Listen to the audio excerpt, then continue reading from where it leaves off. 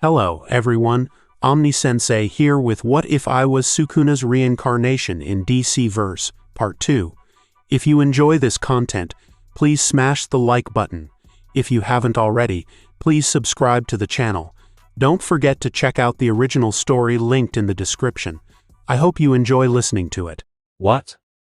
Jason blinked, his voice sharp with disbelief. Lucifer only smiled, and then snapped his fingers. Wait! Wait, you son of a... But it was too late. 1 second, Jason was seated in a sleek crimson bar. The next, he was falling. Not from a rooftop. Not from a plane. But from the sky. And this sky wasn't blue. It was red, dark, blood-colored red, cracked with streaks of black thunder. Mountains floated sideways, vomiting lava that twisted into the air like serpents. The ground below was an endless, broken land, scattered with lakes of molten magma. No sun. No moon. Just fire. Just glow. Hell. He was in hell. Damn you, Lucifer. Jason screamed as he plummeted straight down, boom. He slammed face first into solid rock, hard enough to crack it in a spiderweb pattern. Surprisingly, he didn't feel pain. He groaned, pushing himself to his feet. His coat was scorched. His boots were smoking. The very air burned. It wasn't just heat, it was weight. Hell's weight. And it pressed on his shoulders like the judgment of 1,000 gods. Ugh. Damn it, man. Shit. Crap. Jason cursed, brushing lava dust off his face. What is wrong with that prick? He reincarnates me, gives me powers, then rips them away and throws me into literal hell? He spat to the side, then glanced around cautiously. That's when the earth rumbled. A snarl echoed from behind a jagged wall of burning stone. And out stepped a monster. 8 feet tall. Skin like cracked obsidian. Veins glowing molten orange. Its mouth opened too wide, filled with rows of jagged teeth that shifted every second. It had 4 arms, each ending in curved, blood-rusted claws, and no eyes. A demon. A human. It hissed. Its voice sounded like steam boiling in an open wound. Give me your soul. Tasty, tasty. Come soul soul. Jason's claws extended with a flash of blue energy. He smirked. Oh, he said, flexing his fingers. Powers are back. Now that's more like it. The demon lunged. Jason vanished. He reappeared behind the creature, sliding across the scorched ground on one knee, his claw ripping through the demon's left hamstring. It howled, spun, and swung one massive arm. Jason ducked it. Cleave. The word echoed with force. In a blink, the demon's entire head split diagonally from the jaw upward, half falling left, half falling right, cleanly severed, sizzling as it dropped to the ground like fresh meat in a butcher shop. Jason stood tall, panting lightly. Weak, he muttered, brushing ash off his shoulder. Then something pinged. He looked up. A translucent blue screen hovered in the air before his eyes. You have slain a lesser demon. You have gained 3 cursed souls. Jason frowned. 3 souls? Back on Earth, even Killer Croc had only been worth 1. He tapped the side of the screen, analyzing the data. Then he leaned back and cracked his neck.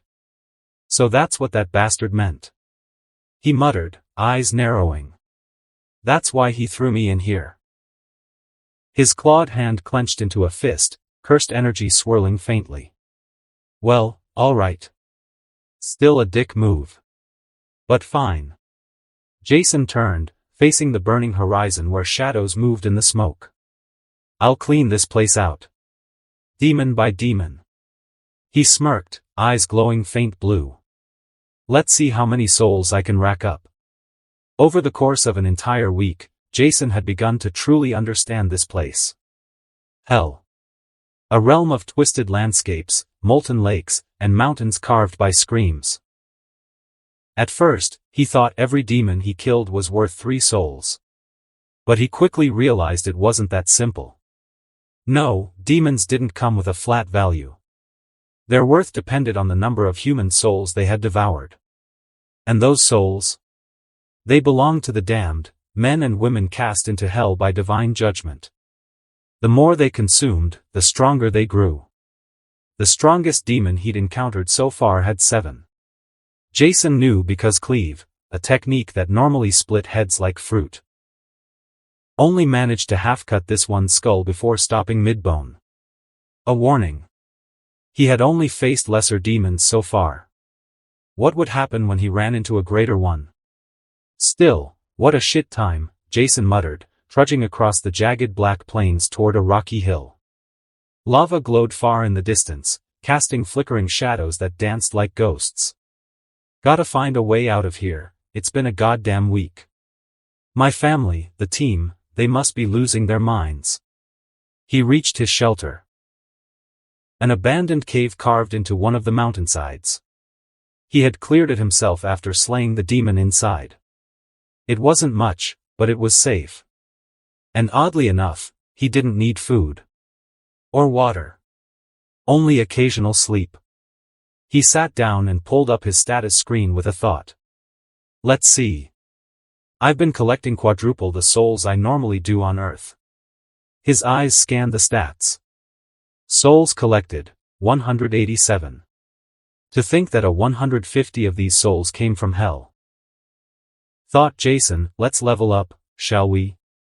Jason grinned. Name, Jason Lucas Anderson. Title, King of Curses, SUKUNA'S Reincarnation. Race, Human, Modified. Level, 20. Souls collected, 187. 13 souls. Next level, 21 souls. Fingers absorbed, 1 out of 20. Corruption level, 47%. Occupation, Anderson family successor. Core stats, power, 37, stamina, 35, endurance, 39, cursed energy, 52, control, 31, charm, 28, willpower, 45. Abilities, cursed tool mastery, Kamyatok/He10. Cursed healing, passive regeneration. Inherited techniques, cleave, dismantle, spiderweb, shrine, locked. Divine flame, locked. 10 shadows technique, locked. Domain expansion, locked. True Sukuna body, locked. Jason's fingers clenched as power surged through his veins. His cursed energy had spiked like a supernova, he felt it in his breath, his heartbeat, and the very air around him. Finally unlocked the inherited technique names, he muttered. His eyes narrowed. Shrine. Divine flame. 10 shadows technique. Wait a minute. That last one didn't belong to Sukuna, not originally. That was Megumi's. How the hell do I have that? Could it be the system's way of gifting me everything Sukuna ever held, including what he took by force? As if to confirm his theory, congratulations. Host reached level 20. Host gained 1 Sukuna finger. Jason blinked as the system's voice echoed in his mind. His eyes slowly drifted to his palm, there it was. A finger. Disgusting, pale, almost rotting, and unmistakably inhuman. God. I'm supposed to eat this, he muttered, grimacing. Reluctantly, he shut his eyes and shoved it into his mouth. A bitter taste hit his tongue as he gagged, struggling to get it down. Ugh. He groaned, forcing himself to swallow it whole. Seconds passed. What the hell? I feel nothing. Would the host like to absorb the finger? What? I mean, crap, I just ate it. Isn't that me absorbing it? The host may absorb through the system without physical ingestion. Jason stared at the air, dumbfounded. Well, hell, say that before I go through that shit next time. Freaking hell. Yes. Absorb it. Absorbing. 3, 2, 1, done. Suddenly, Jason's entire body tensed as a surge of raw cursed energy exploded inside him. It wasn't pain, it was overwhelming power, flooding through every inch of him. He gritted his teeth and dropped to one knee as his stats began to shift. Cursed energy, 52 to 57 to 68 to 71 to 78 to 82 to 90 to 100 to 101 to 102. Jason panted, eyes wide as he felt the energy stabilize. His limbs trembled, his skin buzzed, and everything felt sharper, clearer. He opened his status. 50 points, from one finger. That's, like 50 levels, he muttered. But that wasn't all. Control, 31 to 51, his grip over the cursed energy surged as well. He could feel the difference. Yet, another number climbed as well. And this one, he didn't like. Corruption level, 47% to 60%. Jason stared at it, frowning. Great. More power, more corruption. He didn't need the system to explain it. He knew, with every finger, his power grew, but so did the curse inside him. And once that number reached 100%, he didn't want to find out. The skies above hell were a burning haze of red and ash, casting long shadows over the jagged terrain. Amidst the cracked ground and flowing rivers of lava, a single figure stood in silence, gazing up at a dark, ominous structure in the distance. It looked like a castle, if one could call that monstrous thing a castle. Massive towers twisted unnaturally toward the skies, carved from black stone, with grotesque statues lining their walls. From where Jason stood, he could feel it, a presence. One not like the other places he had passed. That's not just any stronghold, he muttered under his breath, narrowing his eyes. There's something important inside. And judging from the number of cursed signals, a lot of souls to collect. He crouched low, sticking to the shadows. Jason didn't charge in recklessly. Not here. This wasn't the kind of place you stormed blindly. He activated his stealth techniques, moving like a phantom between the warped stone pillars and molten crevices. 2 lesser demons patrolled the perimeter. Both twitchy, snarling, and stupid. They didn't even see the claws coming. Cleave. With barely a sound, Jason erased them both. Their bodies dropped before they even had time to scream. He knelt and checked his soul count. +7 souls. Nice. Let's keep going. He crept through the side halls, assassinating more guards where he could, each clean kill adding more souls to his growing count. The deeper he moved, the clearer it became, this place wasn't like the outer ruins he had cleared before. Eventually, Jason found himself near the inner chambers. A large hallway stretched before him, its ceiling towering high above. Strange, dark runes lined the walls, glowing dimly in red. And then he saw them. Not lesser demons. No. These were demons, full-blooded, real ones. Each of them stood over 2 meters tall, muscular, armed, and radiating a pressure that made the air itself feel heavy. Their horns curled like crowns, and their eyes glowed with malice. If Jason had to guess. Each of them has at least 20 souls, he whispered, frozen in the shadows. There were 20 of them, walking in formation.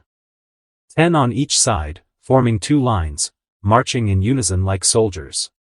But it wasn't them that made Jason stop breathing. It was the 2 figures in the center. They weren't towering monsters. They looked humanoid. Tall, graceful, almost beautiful. A man and a woman, pale-skinned, with eyes like glowing embers and robes made of shadows. Their presence dwarfed the other demons, not in size, but in sheer pressure. The cursed energy they exuded was suffocating. Refined. Controlled. Dangerous. Jason's instinct screamed. Not yet. He clenched his fists and slowly backed away, keeping his presence suppressed. It wasn't fear that held him back, it was logic. He could maybe take 1 or 2 of the regular demons. But all of them? And those two in the middle? That would be suicide. As the procession turned into another hall deeper inside, Jason retreated into the shadows. Once outside the perimeter, he marked the place on his mental map. Not today, he muttered, eyes cold. But I'll be back. The heat of hell never faded. Even after more than a month of roaming its lands, Jason still felt the ever-burning air crawling on his skin. He moved swiftly across the blackened wasteland, his senses sharp, his mind alert. Ahead of him were three lesser demons, hunched and snarling, dragging what seemed like the remains of a damned soul. They hadn't seen him. Jason didn't hesitate. Cleave. The first one's head split cleanly. Spiderweb. Cursed lines wrapped around the second and third before they could react, then dismantle carved through their chests. Plus 11 souls. Jason exhaled. Too easy. These souls aren't enough anymore. Perhaps I should find a way to attack that castle without alarming the special two demons. He thought, glancing at the faint glow around his hands. The rush he used to feel was gone. His power had grown so much that these weaklings were no longer a challenge. But just as he turned to move, the ground lit up in circles of flame, boom. Bolts of fire erupted all around him, exploding in bursts of crimson heat. Jason leapt back, flipping mid-air to dodge the blasts. He landed on one knee, claws drawn, eyes scanning his surroundings. And then, they emerged. 7 full-fledged demons stepped out from the flames. Each of them taller than a man, each with horns, wings, jagged armor like skin, and eyes that shimmered with predatory hunger. Their cursed energy twisted the very air. Behind them? 50 lesser demons, snarling like rabid dogs, surrounding Jason in a perfect ring. A voice broke the tension. So you're the lost human that's been killing all the fledglings, one of the full demons spoke, stepping forward. His skin was darker than the others, thick and rugged like stone. His aura was heavier too, older. Smarter. Jason narrowed his eyes. You're alive, aren't you? The demon continued, grinning with fanged teeth. A human that came to hell by his own means. Wonderful. I wonder how your soul tastes. Probably good enough to help me advance. Perhaps, finally become a Lord Demon. Jason cracked his neck. So you all can talk. That's wild. Let me guess, this is an ambush? Yes, the demon said without shame. The Lord Demon of this region has taken notice of your activity. Your presence here is disruptive. And so, it has fallen on me to eliminate the pest that's been causing problems. Jason's expression shifted slightly. Lord Demon, is that the humanoid freak in the big castle? A flash of surprise crossed the demon's face, but he quickly recovered. Oh. It seems you know a thing or two. Yes. That is the Lord Demon. One of the 1,000 highest-ranked demons in hell. One you should fear. 1,000, huh? Jason said, eyes narrowing. Is there a class higher than that? The demon smirked. Are you attempting to gather information from me now? Interesting human, aren't you? Shouldn't you be afraid for your life? Jason chuckled. I would be, if I were a normal human. He then slowly raised his cursed hands, glowing faintly with blue energy. But I'm not. He took a step forward. So tell me, demon. What do you think is stronger? He tilted his head slightly, a smile curling. A demon, or a cursed spirit? The circle of death tightened. 7 full-fledged demons stood with power dripping from every limb, their bodies monstrous and jagged, faces shaped by hatred and age. 50 lesser demons snarled behind them, a storm of bloodlust and feral instincts, crawling on walls, creeping across the scorched ground, some already circling, waiting to pounce. But Jason? He stood perfectly still. Just the quiet hum of cursed energy radiating from beneath his skin, growing sharper, deadlier.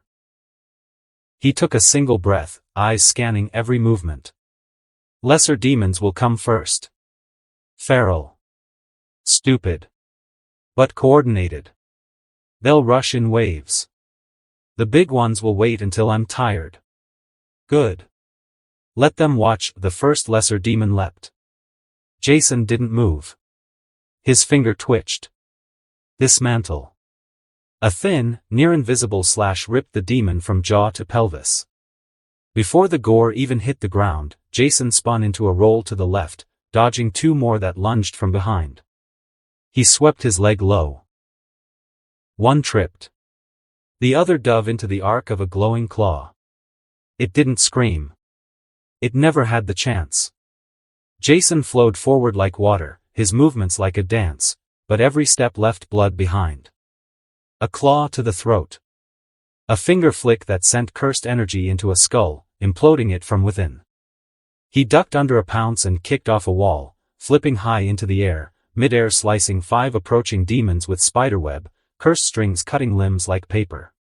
From above, he counted. 43 left.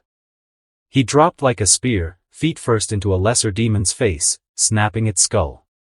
Then he twisted and slashed sideways, cleave, splitting 2 more. Another tried to grab his leg. He didn't dodge. Instead, he let it, and the second it held him, he whispered, "Cleave." Its arm fell off. Then its neck. Jason didn't even look. From the shadows, one of the full demons finally stepped forward.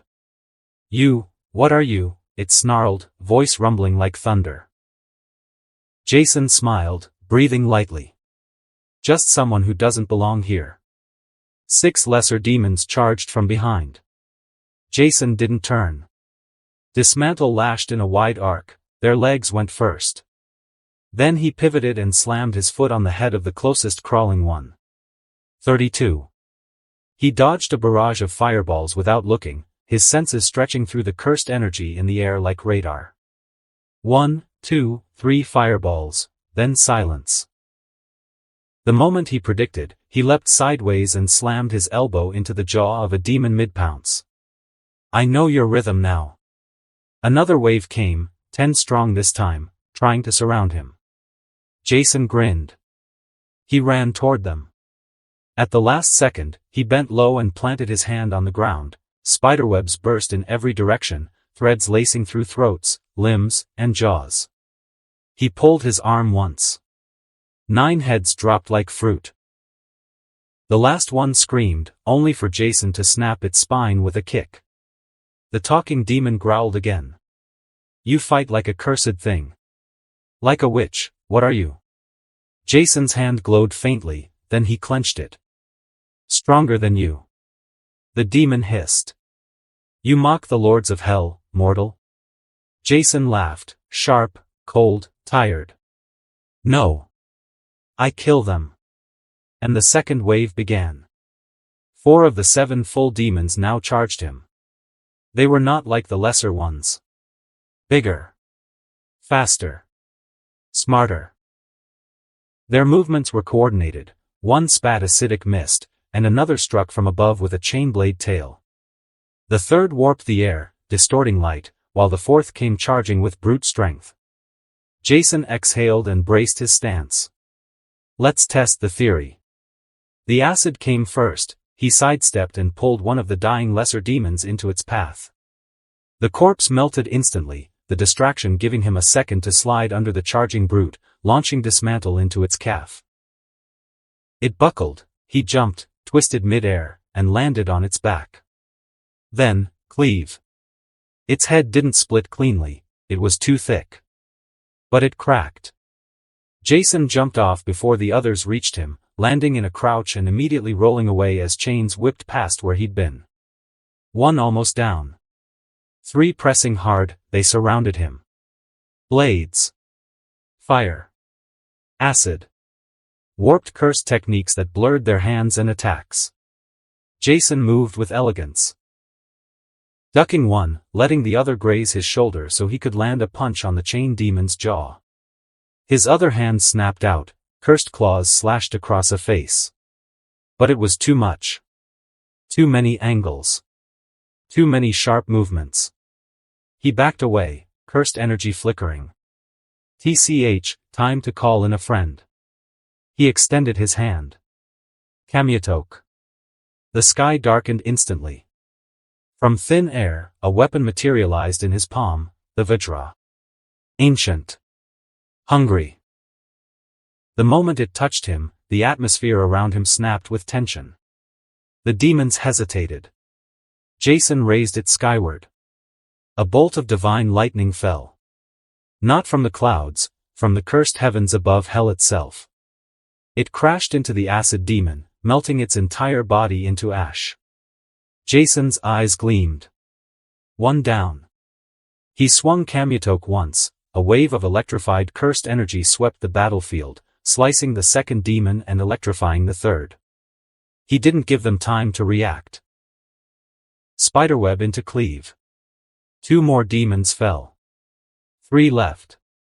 Plus, whatever stragglers remained, Jason's breath was heavier now. His fingers twitched. Cuts laced across his back and ribs, and cursed energy pulsed wildly in his core. But his eyes? Sharp. Focused. The final 3 demons snarled and charged together, wings stretched wide, spells ready. The leader among them roared, "This is impossible." "What are you?" Jason grinned, blood running down his chin. "Your extinction." He slammed Kamyatok into the ground, and cursed lightning exploded in every direction. The 2 flanking demons were caught instantly, their bodies twisted and burned. The last one leapt into the air, wings spreading. Jason raised his hand. Dismantle. The wings were severed. The demon fell, and Jason was already there, crouching like a beast. Cleave. 1 clean slash. Head gone. Silence fell. The ground was a graveyard now. Blood, limbs, heads, nothing had survived. Almost nothing. A soft whimper crawled from behind a shattered rock. Jason turned. It was one of the lesser demons. Its body was broken, 1 arm gone, legs crushed. It looked up at him. Please, please no. Mercy. Jason's eyes narrowed. His clawed hand lifted, paused. He stared for a long moment. The demon trembled. Jason's grip tightened around the lesser demon's neck, lifting it slightly as it squirmed in pain. His eyes narrowed. You talk. Why yes, the demon coughed out, voice strained. Not all of us do, but some lesser demons used to be human, like me. Jason's expression sharpened. You were human? Yes, sir. Jason's fingers clenched harder. The demon choked. Explain. Please. The Lord demons. They're the ones who run this place. Hell's torturers. While demons like us, lesser or otherwise, we're just the hands that do the work. The souls sent here are treated like currency. We torture them, break them. The lords collect the broken ones, like taxes. Jason said nothing, eyes unblinking. The demon kept talking fast, desperate to stay alive. They eat most of the souls. But they share some with us to strengthen their armies, like payment. Each lord rules their own domain. And they hate each other. They compete over territory, over who has more souls, more humans to torture. It's like some kind of twisted economy. Jason's jaw tightened. Hell has a damn political and economic system. And that still doesn't explain how you were human. The demon flinched at the tone. Some souls don't break. Not easily. The lords say those are the darkest ones, too stubborn to crack, too evil to be redeemed. So instead of consuming them, they transform them into demons. They say it's a promotion. A reward. We take it, hoping someday we'll become lords ourselves. Jason's brows lifted slightly. So every demon in hell was once human? Yes. All of them. From the lords down. Most just lose themselves, go feral, lose their shape. But some of us. The demon looked down, ashamed. Some of us stay aware. Jason's voice lowered. And Lucifer? Where does he stand in all of this? The demon hesitated. Lucifer was the king. The true king of hell. The lords gather souls, and they give tribute to the 7 deadly sins. And the 7 sins, they offer their share to Lucifer. At least, they used to. Jason's eyes narrowed. Used to. The demon trembled. Rumors say Lucifer vanished. Over 1,000 years ago. Left hell. Since then, there's a new king. Jason's voice turned cold. Who? The demon whispered. The sin of wrath, Satan. The moment the word was uttered, the air shattered. A violent arc of cursed energy cleaved through the air, blinding, precise, and merciless. It tore the demon in half and sliced through Jason's arm at the wrist. Blood sprayed. Jason recoiled, quickly regenerating, his eyes locking onto the source of the attack. A man stepped forward, tall, regal, and clad in a tailored black suit. His eyes burned with depthless scorn. His hair was dark as midnight, and his presence, sharp as a dagger, consumed everything. He stared down at Jason as if measuring his worth. How dare a lesser speak the king's name? The man said with venom. Jason didn't flinch. His expression hardened. A lord. He thought.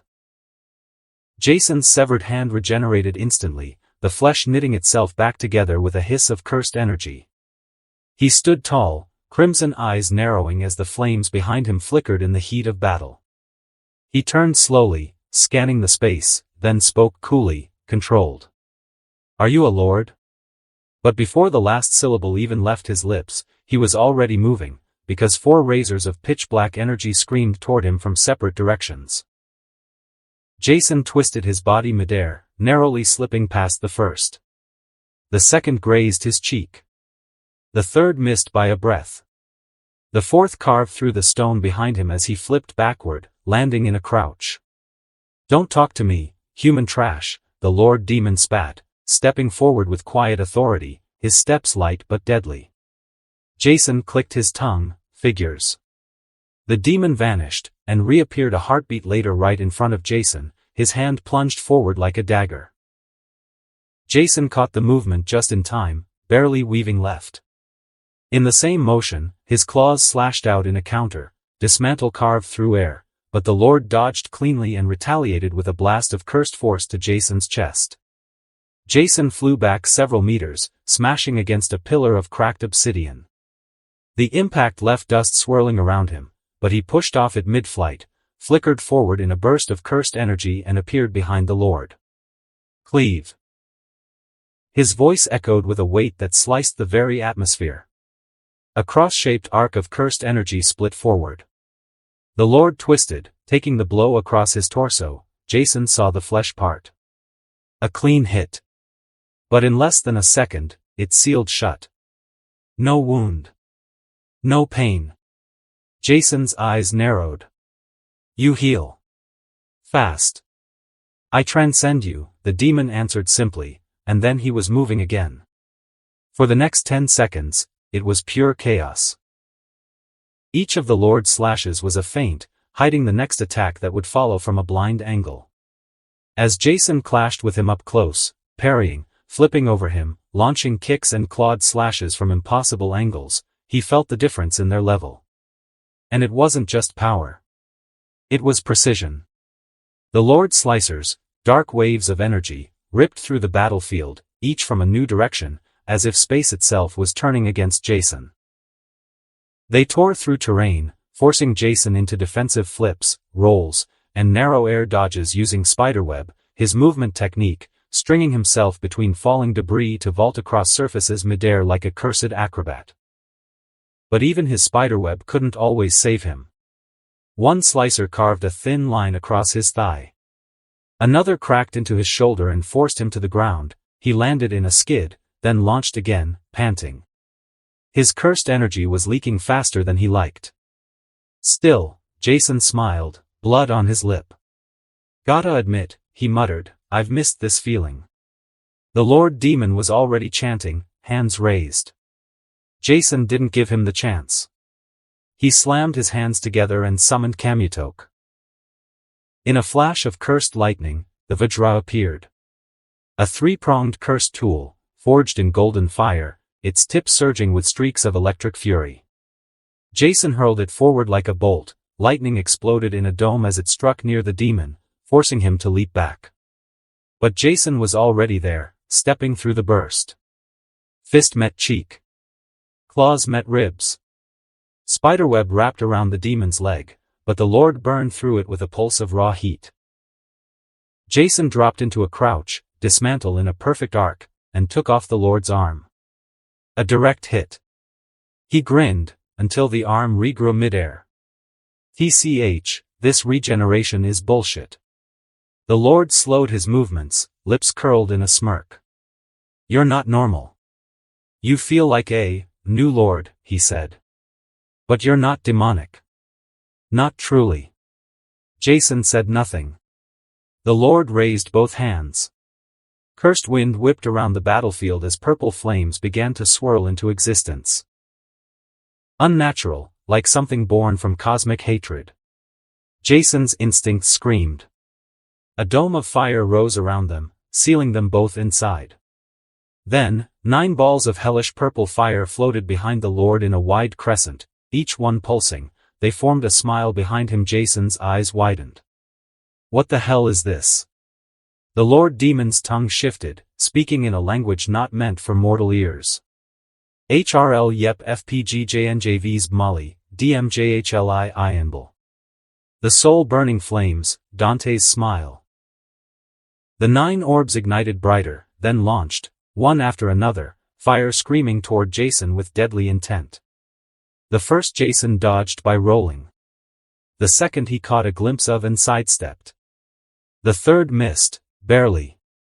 The fourth forced him to spin midair to avoid it.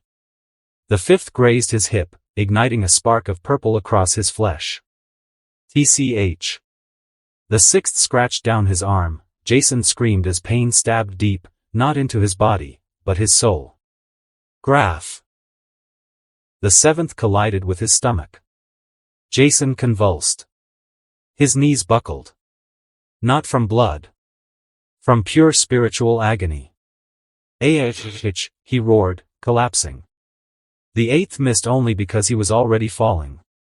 The ninth struck his chest, and something inside him shattered. Not bones. Not muscle. Essence. Jason gasped as his body slammed into the dirt, smoke trailing from his mouth. His vision blurred. Breathing slowed.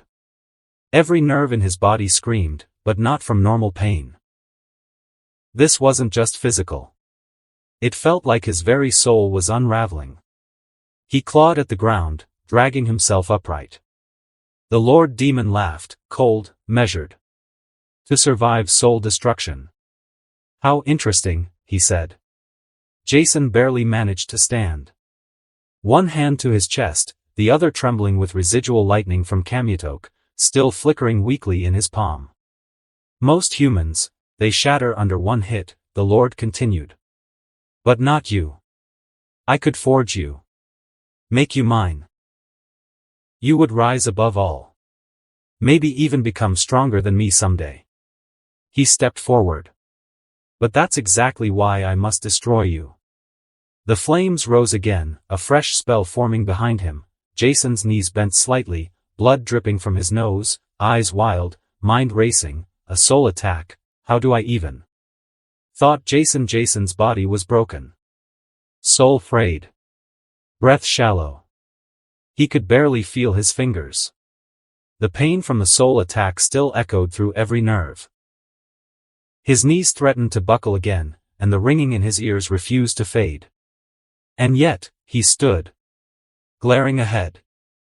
The Lord Demon across from him hadn't moved, simply watching with a cruel, entertained gaze as his soul flame spell circled again, 9 hellish orbs, each churning like black holes of spiritual annihilation. Jason clenched his fists. I need time, he whispered under his breath. Then, a thought sparked. The system. The souls. He'd fought 50 lesser demons and 7 full-fledged demons earlier. Their deaths had fed his reservoir, souls earned and banked. System, he muttered in his mind, his eyes locked on the swirling flames. Level up. Now. In an instant, his body surged. Cursed energy roared like a typhoon within him, his senses sharpened, muscles tensed, and mind expanded. Every flicker of motion around him now played out in high definition.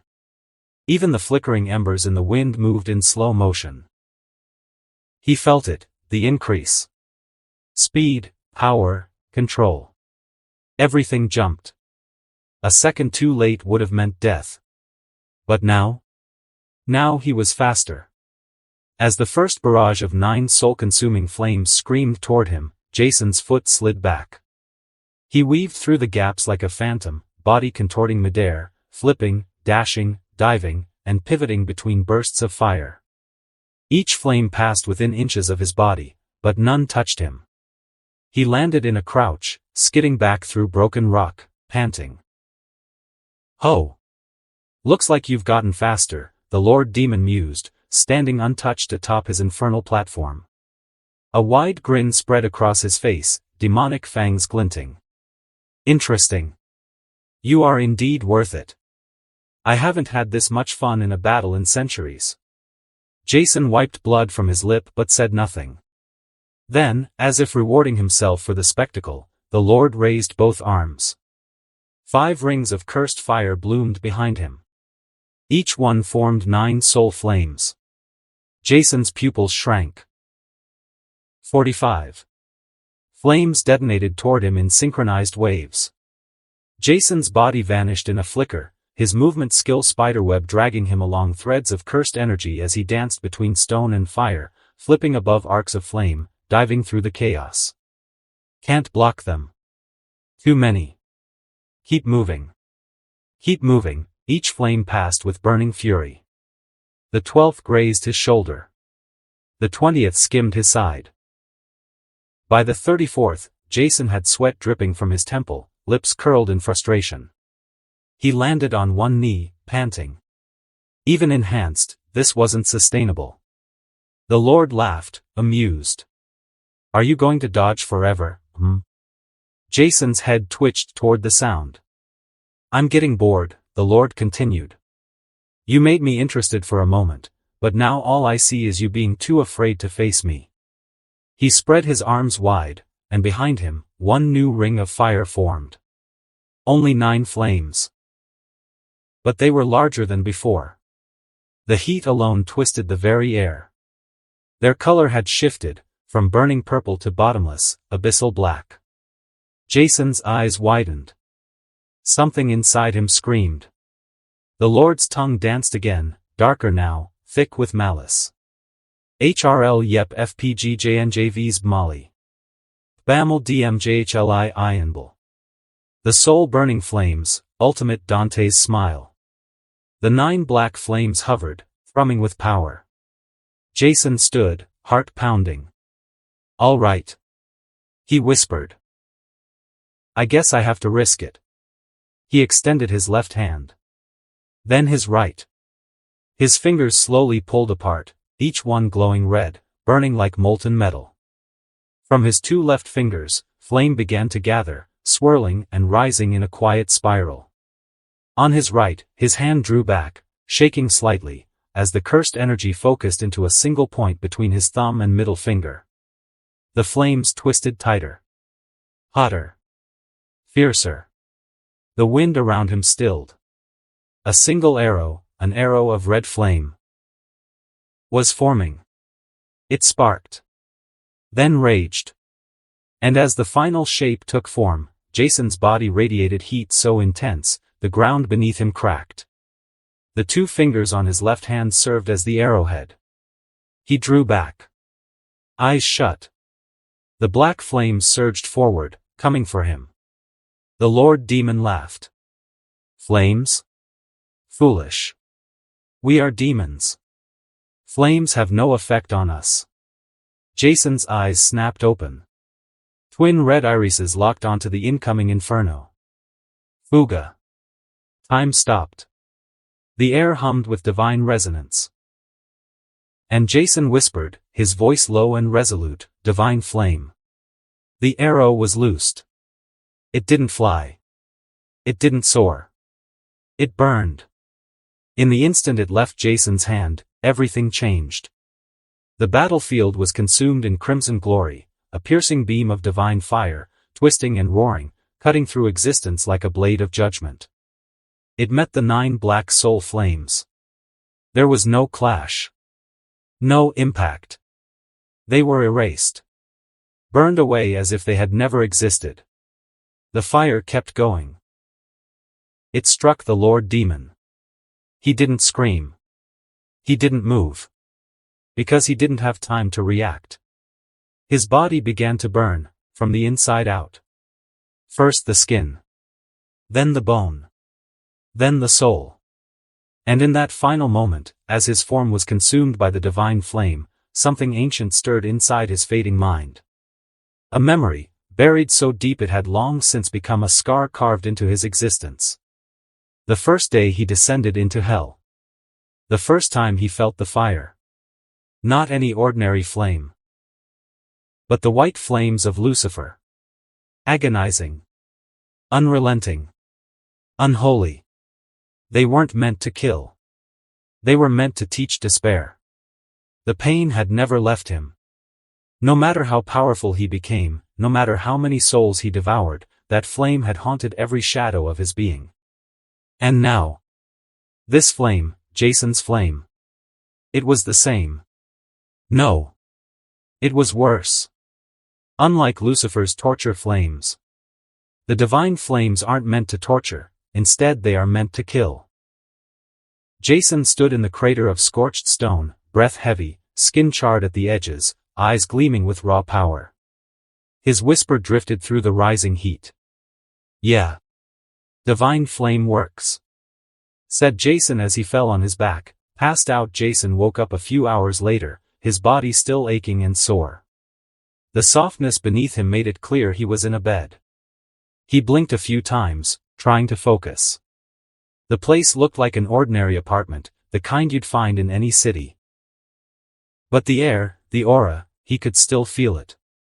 He was definitely in hell. He sat up slowly just as the door creaked open. "Looks like you're awake," a voice said. Jason turned his head. A woman walked in, half her face hidden behind a sleek, elegant mask. She was beautiful. Calling her the most beautiful person he'd ever seen wouldn't be a lie. Jason sat up straighter and said, "I'm Jason." The woman raised an eyebrow at his calm introduction.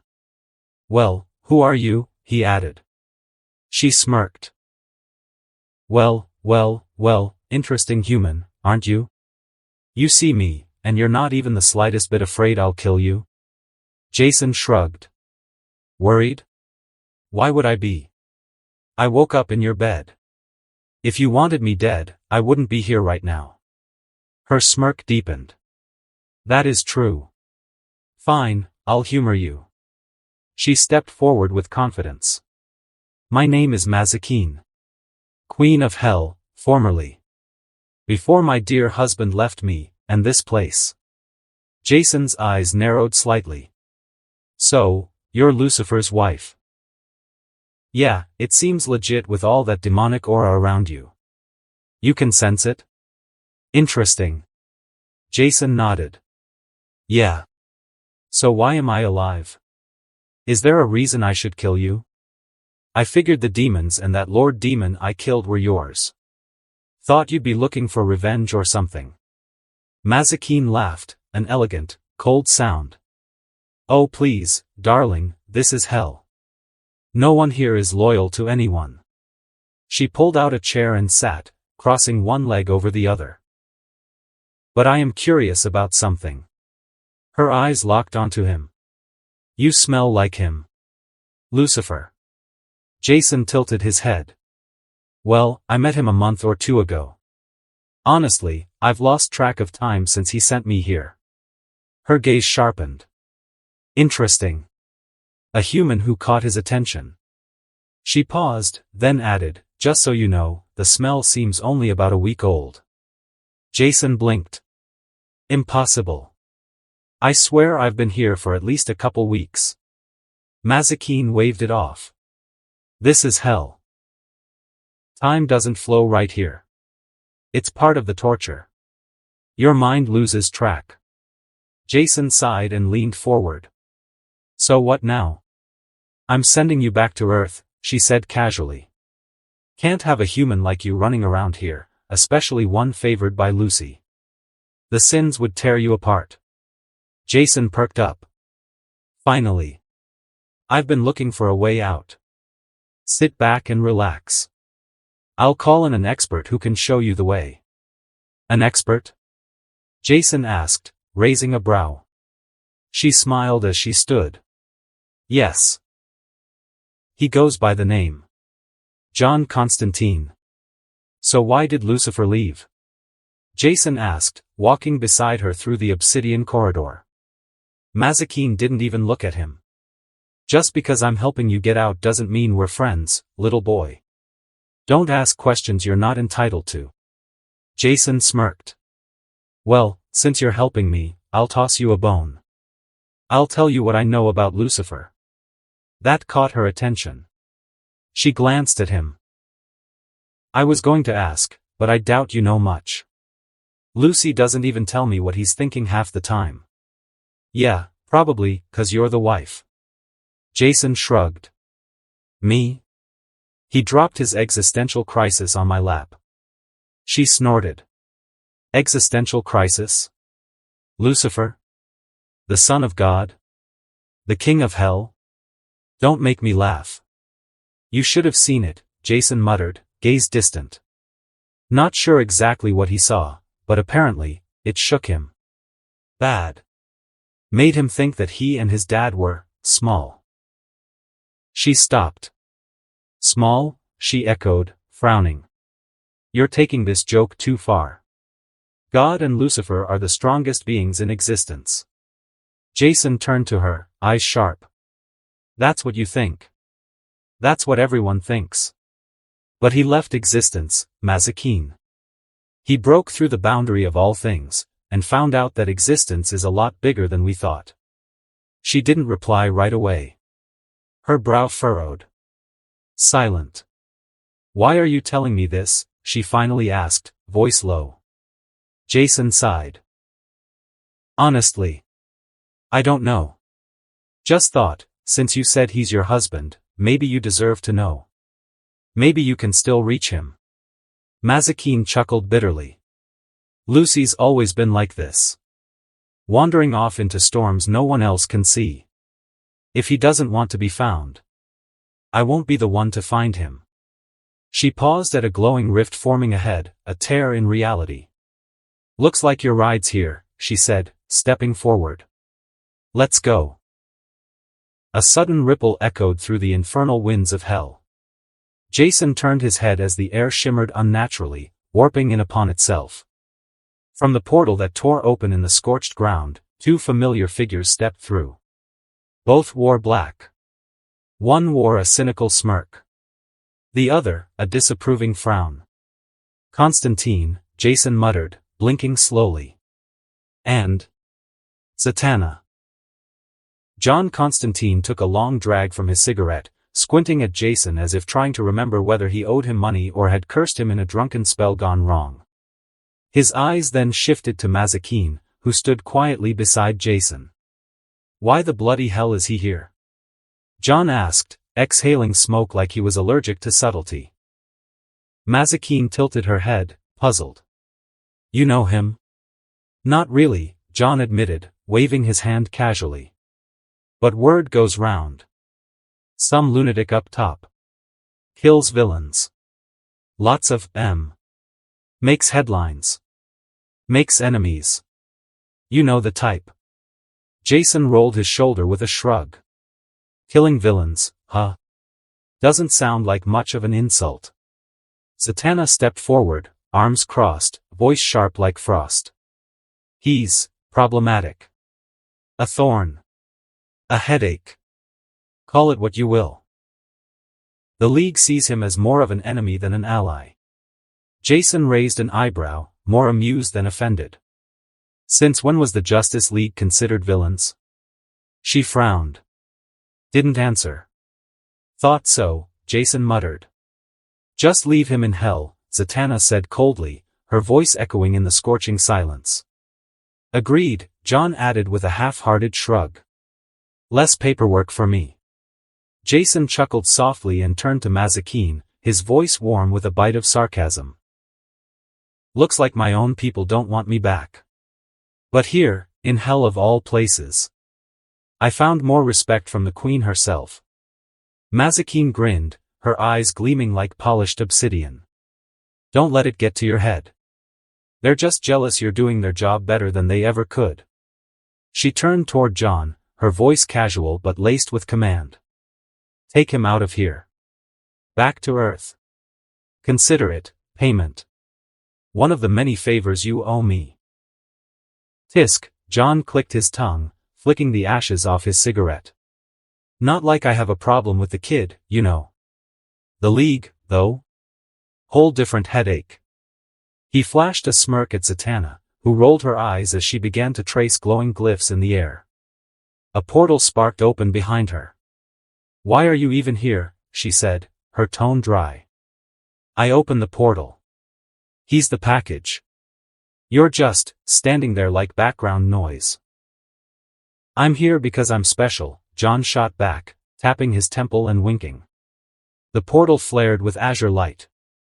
One by one, they stepped through, Zatanna, then Jason, then Constantine with a final flick of his coat. And just like that, the flames of hell swallowed silence once more. Mazikeen remained behind. She looked up toward the abyss above, eyes softening for just a moment as she whispered, Lucy, where are you? As they exited the dimensional gate, a rush of wind greeted them. Dry, bitter, and filled with the scent of car exhaust and distant smog. Jason stepped out first, his boots clicking against the concrete of the rooftop they appeared on. The Gotham skyline loomed in the distance, shrouded in gray clouds. Jason took a deep breath and looked around with a smirk. Back home. Constantine lit a cigarette, blowing smoke through his crooked smile. Gotta say, I'm quite surprised how an arrogant Nepo child like you survived hell. Jason shot him a grin. Nah, wasn't even that bad. Felt more like a hunting trip to the African savannah, except I was hunting demons. Zatanna scoffed behind them. Disgusting. Hunting demons, eh? Constantine chuckled. Lucky you. Jason glanced back. What's wrong with her? Well. Constantine tilted his head toward Zatanna. It's to be expected. She doesn't like you. You are a killer, Ein Cha. Jason didn't deny it. He shrugged. Yes, you could say that. But at least I kill criminals who deserve death. Instead of letting them walk free, and kill again. Zatanna snapped forward, her tone sharp and righteous. We do not let criminals kill again. We arrest them and hand them over to the appropriate authorities, properly. Unlike you. Jason raised a brow, his voice level. Oh. Of course you hand them over. You're vigilantes at best. So, you can't do much. Me? I am the appropriate authority. I have all the legal rights I need to put down monsters. Zatanna's eyes narrowed, venom in her voice. Oh please. We know about your little blackmail stunt to get government approval. You're a killer who hides behind laws. Nothing more. Call it what you will, darling, Jason replied coolly, but we both know I keep people safer than you ever have. If the world was as peaceful and hopeful as you lot dream, then criminals would stop being criminals after prison, wouldn't they? Too bad 90% of the ones you and your League friends arrest end up right back in it. Zatanna stepped closer, her voice rising. At least that 10% get a second chance. What about you? What's your number, Jason? 100% kill rate? He gave a slow nod. Indeed. 100%. And I'm proud of it. Legally proud of it. If you've got a problem with that, go arrest every American who killed a home invader under self-defense laws. See how many criminals you save then. Jason turned, his coat fluttering behind him as he walked away without waiting for a response. Heated debate, eh? Konstantin said, scratching his chin. This isn't a debate. Zatanna shouted, fury in her voice. What he's doing is wrong. Konstantin exhaled smoke slowly, watching Jason's back vanish through the rooftop exit. I wouldn't say that. He, somewhat has a point. Zatanna spun to him, aghast. What did you just say? He kills people, John. He's a murderer. He's no better than the monsters he puts down. John looked at her with calm, tired eyes. See. You're not even hearing yourself. You're practically defending killers, rapists, and terrorists, monsters in human skin. I'm not saying Jason's way is perfect. Bloody hell, far from it. But compared to your lot? He let the silence finish the sentence. Zatanna stood in place, fists clenched, face flushed with fury, seething as Jason disappeared into the night. The city skyline stretched behind him, dark clouds rolling overhead as Jason stood by the roadside, exhaling slowly. The smell of brimstone still clung faintly to his clothes, a ghost of the week he just endured in hell. He fished out a small communicator from his jacket pocket and dialed a number with muscle memory alone. It rang once. Then twice. Nia speaking, where the hell are you? Her voice blasted through the line, equal parts panic and fury. Jason smirked. Missed you too. You've been gone for a week. A week, Jason. We thought you were dead, or worse, she snapped, then softened. We looked everywhere. Even the cursed ones got involved. We thought maybe the League grabbed you, or some crime syndicate. Slow down, Jason cut in, his tone calm but steady. I'm fine. Not dead. Not kidnapped. Just, tangled in something I can't explain right now. Let's call it personal business. Personal business? You disappeared off the face of the earth, I know, he said quietly, voice low and sincere. I didn't mean to worry you all. But I'm back. And hopefully, it won't happen again. There was silence on the line. Then a sigh. Where are you? South Dock. Pick me up? I'm already on my way. The car ride was quiet for a while, too quiet. Nia glanced sideways at him as they cruised down the highway. You better start talking, Jason, she finally muttered, jaw tight. You were gone for a week. A week. No calls, no signal, no trace. Everyone thought you were dead, your team, the family. Your dad, even me. Jason exhaled slowly, staring out the window. I know. And I'm sorry. I didn't mean to disappear like that. But, it was something I had to do. Something I can't talk about right now. She slammed the brakes at a red light a little harder than necessary. That's not an answer. You don't just vanish and come back acting like it's normal. I get it. But if it ever happens again, if I go missing, or worse, and you think the League might be involved, she looked at him sharply. Why the hell would the League? Jason cut her off, voice low. It doesn't matter why. Just, if things go south, really bad, go to my room. Under the bed, there's a safe. Reinforced. You know the one. The one you told me never to open? Yeah. That one. Jason, there's a note inside my desk, only you will understand its meaning. It will give you the password. If I'm ever gone and things don't feel right, open it. Call the League. Demand answers if they are the ones that took me, and demand they release me. Or tell them to go find me if they're not the ones who took me. If I die, whatever is inside that safe, publish it. Nia stared at him in stunned silence, trying to read his face. You're seriously scaring me right now. I know, he said, finally looking her in the eyes. Just promise me. Okay, she whispered, barely audible over the hum of the engine. But if you ever vanish like that again, league or no league, I will kill you myself. I didn't know you loved me that much. Maybe I do need to take you on a date, he said, half joking, but with just enough charm to make it land. Nia snorted, shaking her head with a grin. Huh, very funny. You're too young to handle a woman like me. Jason shrugged playfully. Maybe. But I'm a fast learner. She rolled her eyes, but the corner of her mouth curled upward despite herself.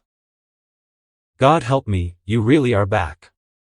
He leaned back in the seat, finally letting his shoulders relax. Yeah. I am, as he thought about all the levels he gained from a long week in hell. Name, Jason Lucas Anderson. Title, King of Curses, SUKUNA'S Reincarnation. Race, Human, Modified. Level, 52. Souls collected, 1,190 souls. Next level, 53 souls. Fingers absorbed, 2 out of 20, 1 unabsorbed finger. Corruption level, 60%. Occupation, Anderson family successor. Core stats, power, 69, stamina. 67, endurance, 71, cursed energy, 134, control, 83, charm, 60, willpower, 77. Abilities, cursed tool mastery, Kamutoke/He10. Cursed healing, passive regeneration. Inherited technique, cleave, dismantle, spiderweb, divine flame, shrine, locked. 10 shadows technique, locked. Domain expansion, locked. True Sukuna body, locked. Jason stepped into the familiar base. The Cursed One's headquarters hadn't changed. Concrete walls lit by flickering overhead lights, the hum of equipment and distant clatter of sparring echoing through the base. The moment the heavy door slid shut behind him, 4 familiar faces turned his way. Harley was the first to react, throwing her arms up with a wild grin. Well, look who's back from his mystical spa retreat. Thought you went off for a bubble bath and forgot us. Jason let out a dry chuckle. Yeah, something like that. Red Hood crossed his arms and stepped forward, his mask hiding any emotion, but the tension in his stance said enough. Where the hell have you been? His voice was flat, demanding, not angry, but close. Jason met his gaze evenly, guilt creeping in. Had some problems I needed to deal with. Dangerous ones. I didn't want to drag any of you into it. He paused, then exhaled. I'm sorry for leaving without saying anything. Especially as your leader. I won't do it again, hopefully. Livewire, who had been hovering nearby with her usual scowl, scoffed and waved a hand dismissively. TCH. I don't care if you vanish again. Less drama for me. I'm going back to training. Without another word, she turned on her heel and stalked off toward the sparring rings. Tough crowd, Harley muttered, giving Jason a wink. But hey, it's good to see you not dead. I'm off too. Don't go poof again, okay? Red Hood gave Jason one last look, nodded silently, then followed Livewire. That left only one, Katana. She approached quietly, her expression composed as always. Then, to Jason's surprise, she bowed. He blinked. You don't have to do that, Katana. She straightened. You are our leader. You may not realize it, but they all look up to you. Jason scratched the back of his head, a sheepish smile tugging at his lips. Yeah, well. I feel bad. I didn't mean to make you all worry. We've been training, Katana replied calmly. Hard. Everyone has pushed themselves. But we were also searching for you. Night and day. Jason's chest tightened. I'm sorry, he said again, quieter this time. Katana gave a small nod. You're here now. That's what matters. She turned and walked back toward the training area. Jason watched her for a moment, then took a breath and followed. "I guess I'll see how much stronger you all got while I was gone," he said with a grin. The walls were alive with the low hum of cursed energy barriers, each leading to a training chambers built specifically for each one of the cursed ones. He stopped at the first door. Inside, Red Hood stood in a wide-open digital shooting range.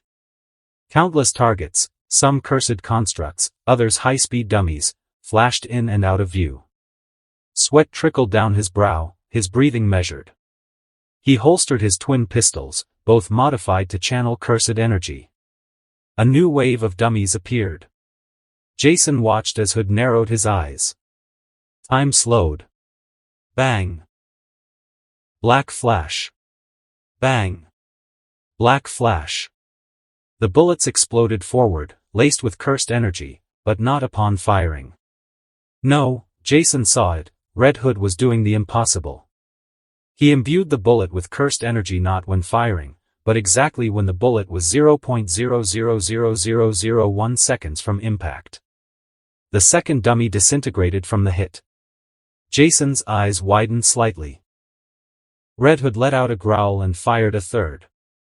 Bang, missed. No black flash. Damn it, Red Hood muttered. Still stuck at 2. Black flash isn't something you consistently hit. From what I remember, the record for a jujitsu sorcerer was 4. And later the main character of the show hit 8. And those two were masters of this. To think Todd would consistently hit 2 consecutive black flashes, each time and with a gun too. I guess the DC world is really full of monsters, thought Jason as he observed Red Hood's. He then moved on. Harley spun wildly in her training chamber, her signature chaos fused now with something deadlier, cursed precision. Targets of bone and cursed metal flew toward her, and she met each one with a joyful, psychotic cackle and crack. Her bat surged with violet cursed energy. Black flash. Another came, crack. Second. A final one, boom. Third. She twirled to a halt in a ballerina pose, panting and grinning. That's 3, baby. Jason stood at the observation window, blinking. Wait. That was 3, he muttered, stepping inside. Harley, do you have any idea how rare that is? That's not normal. She swung the bat onto her shoulder, still grinning. Oh, you saw that? Neat. Jason narrowed his eyes. Okay, seriously. Walk me through it. What were you thinking when you pulled that off? Harley tilted her head, eyes wide like a child caught with crayons on the wall. Well, I just imagine Joker's stupid face, right in front of me, and I think, wouldn't it be nice to bash that in real good?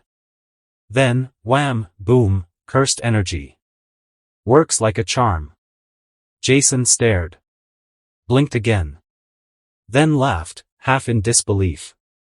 You're a lunatic. She gave a mock bow. Why, thank you.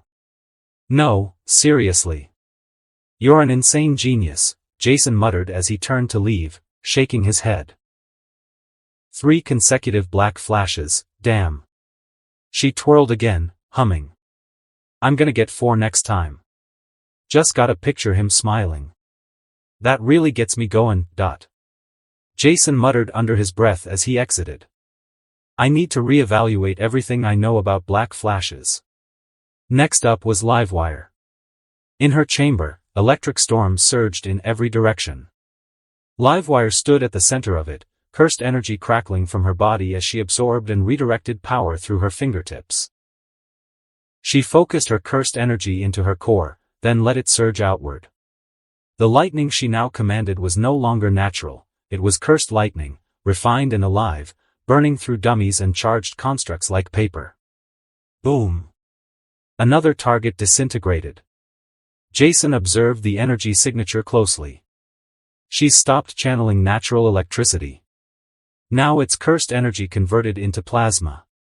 Volts with a vengeance. The power of this new attack is 10x her old electricity. She fired another blast into the air, illuminating the entire chamber. Her control was nearly flawless. Jason nodded in approval and moved to the final door. The room was serene, Japanese style, lined with old wooden floors and lanterns flickering with cursed flame. Katana knelt at the center, her blade laid across her palms. Her eyes were closed, face calm. Suddenly, she slashed. A wail tore through the chamber. Not hers, but that of a soul trapped inside her sword. It emerged in the form of cursed energy, like a ghostly dragon, and slashed outward with her movement. The cursed dummy was sliced clean in half, not by steel, but spirit. She opened her eyes. Another swing. Another scream of a soul. Another cursed energy arc. Jason took a step inside. She bowed the moment she saw him. They're learning to obey, not just cry. He gave her a look of respect. And you're learning to wield them. Not just carry them. That's mastery. She nodded once, then turned back to her discipline, her spirit blade whispering as it hummed with energy. Each of them is advancing faster than I imagined. Jason muttered, sitting back in his office chair, eyes flicking across the training reports. I thought they'd struggle with adapting to cursed energy. This system's foreign and volatile, but they're syncing with it like it's natural. He leaned forward, elbows on the desk. Maybe the DC world's just different. Stronger. More adaptable. A thoughtful pause. If that's the case, I could take this further. My family's loyal guards. The assassin squad led by Val. If they could tap into cursed energy too. Jason smirked to himself, already planning how to weaponize that advantage. Just then, the door creaked open. Nia stepped in briskly, holding a remote. Her expression was tight. Jason, you need to see this, she said, turning on the large monitor on the wall. The screen lit up with a live broadcast. The Justice League. Standing in formation. Making a speech. About reformation. Jason blinked once, then sat up straighter, focus sharpening like a blade. Seriously, he muttered, gaze locked on the screen. The camera panned over Superman, Wonder Woman, and even Batman, each one looking uncharacteristically somber. Jason's fingers tapped the desk slowly, like a countdown. Let's see what the Golden Boys of Earth are cooking now. The screen flickered to life, revealing a grand hall packed with reporters, cameras, and murmurs from the public. A large Justice League emblem loomed behind the podium where the world's most iconic heroes stood together. At the center was Superman, cape draped, expression serious, and eyes filled with conviction. He stepped forward. This message is for the world, but especially for those in power who have allowed violence to become justice. Cameras zoomed in as murmurs silenced. The Justice League was created to protect life, not just from external threats, but from tyranny, corruption, and lawlessness. Today, we must speak out against something growing far too fast in the shadows. The rise of unauthorized violent factions who claim to be doing good, while leaving bodies behind them. His eyes narrowed, his voice firm. I'm talking about the group known as the Cursed Ones. A ripple of unease passed through the reporters. Wonder Woman stood beside Superman with a frown, arms crossed. Green Lantern glanced away. Flash clenched his jaw. Batman was notably absent. Superman continued. Led by a man named Jason Anderson, Jason and his group have taken it upon themselves to act as judge, jury, and executioner. They've murdered dozens, criminals, yes, but people nonetheless. People who had the right to a second chance. He gestured to the screen behind him, where a photo of Plastic Man appeared. Smiling, his goofy grin full of life. Patrick O'Brien, once a thief, a wanted man, a danger. But today? He's a founding member of the League's Outreach and Youth Rehabilitation Program. Proof that redemption is possible. Proof that change is real. Superman turned back to the podium. But those like Jason Anderson rob people of that chance. They operate outside the law, with no oversight. And worse, they do so with the silent approval of government officials who should know better. Wonder Woman stepped forward next, her tone colder and more piercing. Justice without due process is not justice, it is cruelty wearing a mask. We understand the pain of loss. We've all faced tragedy. But turning pain into violence does not make the world better. It simply spreads more of it. The Flash added quietly, there's a line between protecting and punishing. Jason's crossed it. Superman stepped forward again to close the speech. We demand accountability. We call upon governments supporting this group to rethink their stance. And we ask Jason Anderson directly, if you truly believe in justice, then stop hiding in the shadows. Come forward. Let your actions be judged like the ones you've taken judgment upon. With that, the broadcast ended, a chilling silence filling the room Jason watched from. Nia turned to him, her arms folded. Well, I guess they're serious now. Jason stared at the screen, unmoving. So they finally decided to speak. But that was all bullshit. The city was alive with chaos, not the destructive kind, but the media frenzy kind. Camera flashes burst like fireworks. Dozens of reporters crowded behind hastily placed barricades, their microphones shoved forward as if proximity could pull truth out of the air. News vans lined the sidewalks. Helicopters buzzed overhead. All eyes were on one man. Jason stepped out of the front doors of their base, his black coat flapping lightly in the breeze. Behind him, the Cursed Ones followed quietly, their presence calm and unified. Nia walked beside him, her gaze cold and unreadable as ever. Security kept the mob of journalists at bay, but their voices still pierced through like needles. Mr. Anderson. What do you think of the Justice League statement about you and your team? Mr. Anderson. Will you hand yourself over to the Justice League, as they claim you should? Mr. Anderson. Are you going to fight the Justice League? Mr. Anderson. Is it true that you take joy out of killing criminals? Jason raised a hand, palm outward. The crowd immediately quieted, like dogs trained to heel. Ladies, calm down, he said with a small smirk. I can only answer one question at a time, but let's do it quickly, okay? I got places to be and villains to kill. A tense silence hung in the air before he continued, voice sharp and unapologetic. First of all, I think the Justice League's statement is pathetic. They're pretending not to understand what our group is, and they're trying to lie to all of you. Let me be clear, I don't kill all villains. We only kill those that deserve it. People the government itself has deemed too dangerous, too evil to ever walk the streets again. He looked around the crowd with a bitter scoff. The League wants you to believe we go around murdering anyone who steals a candy bar. Then they trot out Plastic Man as some shining example of redemption. You know what he was? A petty thief. A man who learned his lesson. That's not who we kill. We kill monsters. The ones who grape, torture, butcher, and laugh about it afterward. The ones the League feeds by arresting over and over, giving them a free pass to try again. Jason's eyes were cold now. Hardened. With us? There's no next time. Reporters started shouting again, but he waved them off. As for giving myself up? That's ridiculous. I wouldn't do it even if the government suspended our activities permanently. You see, unlike the Justice League, I don't hide behind a mask. I don't play dress up and pretend to be some schoolyard hero. He took a slow step forward, letting the cameras get a full shot of his face. I am Jason Anderson. And I will hunt, and I will kill, every last villain who's irredeemable. That's not a threat.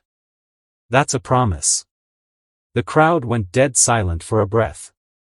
Then someone asked the question hanging in the air, so, will you fight the Justice League? Jason let out a short, humorless laugh. No. I won't fight them.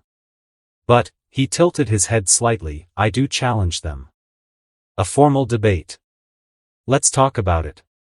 Let's sit down, face to face, and they can tell me why I'm wrong. He gave a mock shrug. Assuming they've got the guts. Jason turned on his heel then, walking calmly toward the armored cars waiting by the curb. The cursed ones were already inside. Nia stood by the door, watching him. He looked back only once. Anyways. He called out over the stunned crowd, "I gotta go hunt me some villains." He climbed inside. Adios. The doors shut. The engine roared. And they were gone. The media loved chaos, and nothing stirred the pot better than the ongoing war of words between the Cursed Ones and the Justice League. Every day, news channels across America filled their schedules with heated discussions, expert panels, and public call-ins debating the ethics, legality, and effectiveness of Jason Anderson's group. Supporters praised the Cursed Ones for doing what needed to be done, for cleaning up the streets without red tape. Detractors, many of whom wore capes, called them violent, uncontrolled, and dangerous. But it didn't stop the public. In fact, the movement gained momentum. Calls to unleash the Cursed Ones across all of America, not just in Gotham, were growing louder. The test period had become a national talking point. Jason's name trended daily, and his face became as recognizable as any A-list hero. And then came the debate. Almost like a presidential showdown, Jason had challenged the Justice League publicly, on camera, to a live, uncensored debate. At first, the League had scoffed at the idea. They called his request ridiculous, provocative, and beneath them. But after reporters and analysts began calling them out, accusing them of dodging accountability, they relented. Begrudgingly, they agreed. It became the most anticipated event in the world. This wasn't going to be like some structured, sanitized press conference. There would be no judge, no referee, and no filters. Just raw, unfiltered exchange. The Cursed Ones versus the League. Question after question, first from hand-picked reporters, then from each other. A verbal war that promised to shake the foundations of the entire hero scene. Everyone was watching. And no one knew what would come next. Across the world, screens lit up. Phones buzzed. News anchors looked ready to combust with excitement. The world was watching. Not for a rescue mission. Not for a supervillain threat. But for a war of ideals. Inside a polished, massive auditorium in Washington, D.C., with cameras stationed like vultures above a battlefield, 2 chairs sat at the center of the stage. One already filled by a man dressed in a sharp black suit, perfectly tailored to his frame, shoulders squared, his chin slightly raised. Jason Anderson. Billionaire. Founder of the Cursed Ones. A team controversial for its methods, and deadly for its efficiency. Behind him, the banner of the Anderson Foundation waved softly. On the other side, darkness crept in. No fanfare. No dramatic entry. Just a silent presence walking onto the stage like a ghost of judgment. Batman. The Bat of Gotham. No mask removed, his cape flowing behind him like a shadow refusing to die. He sat wordlessly, folding his arms. No one could see his expression. But the weight he brought with him could be felt in every corner of the room. The lights dimmed slightly as a host stepped forward. Ladies and gentlemen across the world, this is not just a debate. This is the question that defines our era. Is justice served by restraint, or by consequence? He stepped back. Now it was time for the reporters' round. The first to speak was a woman with a steel voice, Angela Torres, from GNN. She didn't waste time. Mr. Anderson. You claim to fight for justice, yet your team has executed over 23 individuals within a month, all labeled as unfit to live. What gives you the right to decide that, even if the government signed off on it? Isn't that just legalized assassination? Jason gave a faint chuckle, not of dismissal, but of disbelief. What gives me the right? Angela, what gives a man the right to walk free after raping 7 women because of a technicality? What gives a man the right to murder a child and then get declared insane and walk out 2 years later because Arkham couldn't treat him? I don't decide. The people do. The government does. I just carry out the weight no one else wants to lift. He leaned forward, voice firm. Don't call it assassination. Call it what it really is, accountability. There were murmurs in the room. Some were impressed. Some uncomfortable. Then came the next reporter, a known League supporter, Clark Benson, Daily Planet. Batman. You've caught the Joker how many times now? 10? 20? You lock him up. He escapes. He kills more. And the cycle repeats. Don't you think Jason has a point? That maybe, not all villains are redeemable. Batman's answer came like gravel crushed underfoot. If I wanted to kill the Joker, I could have done it years ago. It's easy to kill. Too easy. But saving someone? Changing someone? That's the hard part. That's the point. He turned to Jason. The second we accept killing as justice, we lose the very thing we're trying to protect. Jason's eyes narrowed, but he didn't speak yet. Another reporter jumped in, Amir Shahid, Al-Buhira. Mr. Anderson, your cursed ones include former villains. Murderers themselves. Doesn't that make your team hypocritical? Jason didn't flinch. Let's take that apart, shall we? He raised a hand as fingers ticked each name. Harley Quinn. A woman who was mentally and emotionally broken by Joker for years, used, manipulated, and discarded. She didn't choose evil. She survived it. And now she's fighting to make sure others don't suffer what she did. If that doesn't earn redemption, nothing does. Livewire? The world labeled her a monster before she even had a chance. She had no control over her powers. She was shunned, hated, and feared. Not for who she was, but because she wasn't Superman. She's not a villain, she's a victim of prejudice. Red Hood and Katana? Call them vigilantes, call them soldiers, it doesn't matter. They're no different than Batman before the League slapped a badge on him. They've bled for the people. They've fought for justice in the shadows, and they've done it without apology. People change. And if they're willing to put their lives on the line to fix their sins by stopping monsters worse than they were, then I welcome them. Because you know what's actually hypocritical? He pointed at Batman. Letting a psychopath kill a bus full of kids, then capturing him, again, so he can do it again. That's not mercy. That's insanity wrapped in a cape. The crowd gasped. Even Batman's fingers twitched. But he didn't respond. Yet. The final reporter, Cara Dean, CBB. Batman. People are afraid. Afraid that your way isn't enough anymore. Afraid of another Gotham. Afraid that the League's no-kill code has cost too many innocent lives. What do you say to the victims' families who cry out for permanent justice? Batman's voice softened, barely. I say I understand. I carry those failures every day. But you can't trade justice for revenge and expect peace. What Jason does, it's not sustainable. One day, his list won't be enough. One day, someone innocent dies. And then what? He looked toward Jason, the darkness in his cowl staring into him. Then we become the villains.